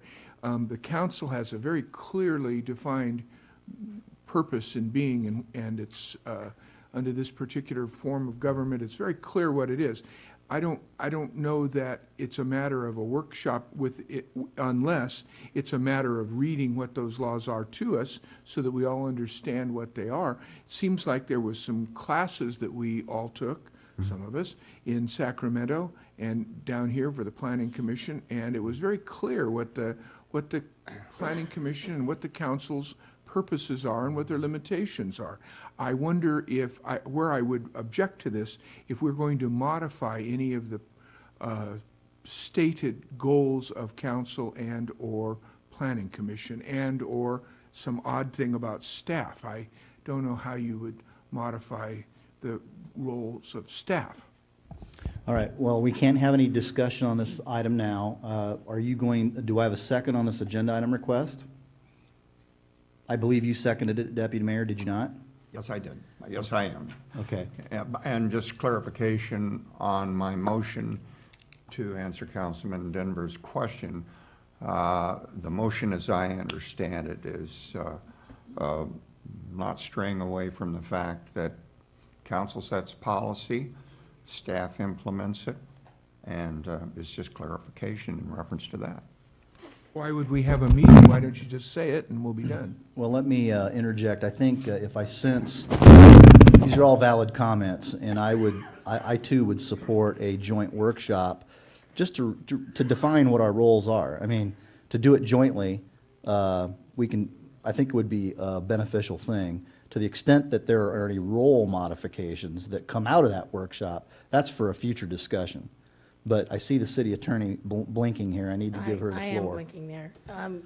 The issue is an agenda item to discuss whether to have a joint meeting. Correct. Thank you for that clarification. We have a motion and a second for that. Did you have any other thing that you would like to add? Okay, no. Very good. Are there any other future agenda requests from council members? Hearing none, I would like to say a few things very, very briefly, but I really would like to sincerely thank staff, former council members, former commissioners, current commissioners, all the staff time that was involved in researching the two ordinances tonight as they came and fell on the floor tonight. I know a lot of staff time, a lot of labor, a lot of legal time, and that translates into dollars. I do realize that, but you know, we were elected to make Menifee, and that's what we're doing by going through, and this is just the democratic process. So I just wanted to sincerely thank staff and not let that go unsaid tonight, and those who are not here tonight for all of the previous work that they had done on those ordinances. Mr. Denver? You might also want, I happen to know that since you and I have talked, you may want to also compliment, and as I know you wish to, the Planning Commission for all its efforts on this, and explain how much we appreciate what they've done, even though this came out one way. Absolutely, and that was my intention, and I echo the comments that you just made in that regard. I do commend the Planning Commission, past and current. So, our next meeting, as the city manager mentioned, is a special council meeting. It's a workshop on public works and infrastructure. Tuesday, April 30th at 5 p.m., not 3, 5 p.m. And we are going to adjourn this meeting tonight in honor of the former Prime Minister of the United Kingdom, Lady Margaret Thatcher. We stand adjourned.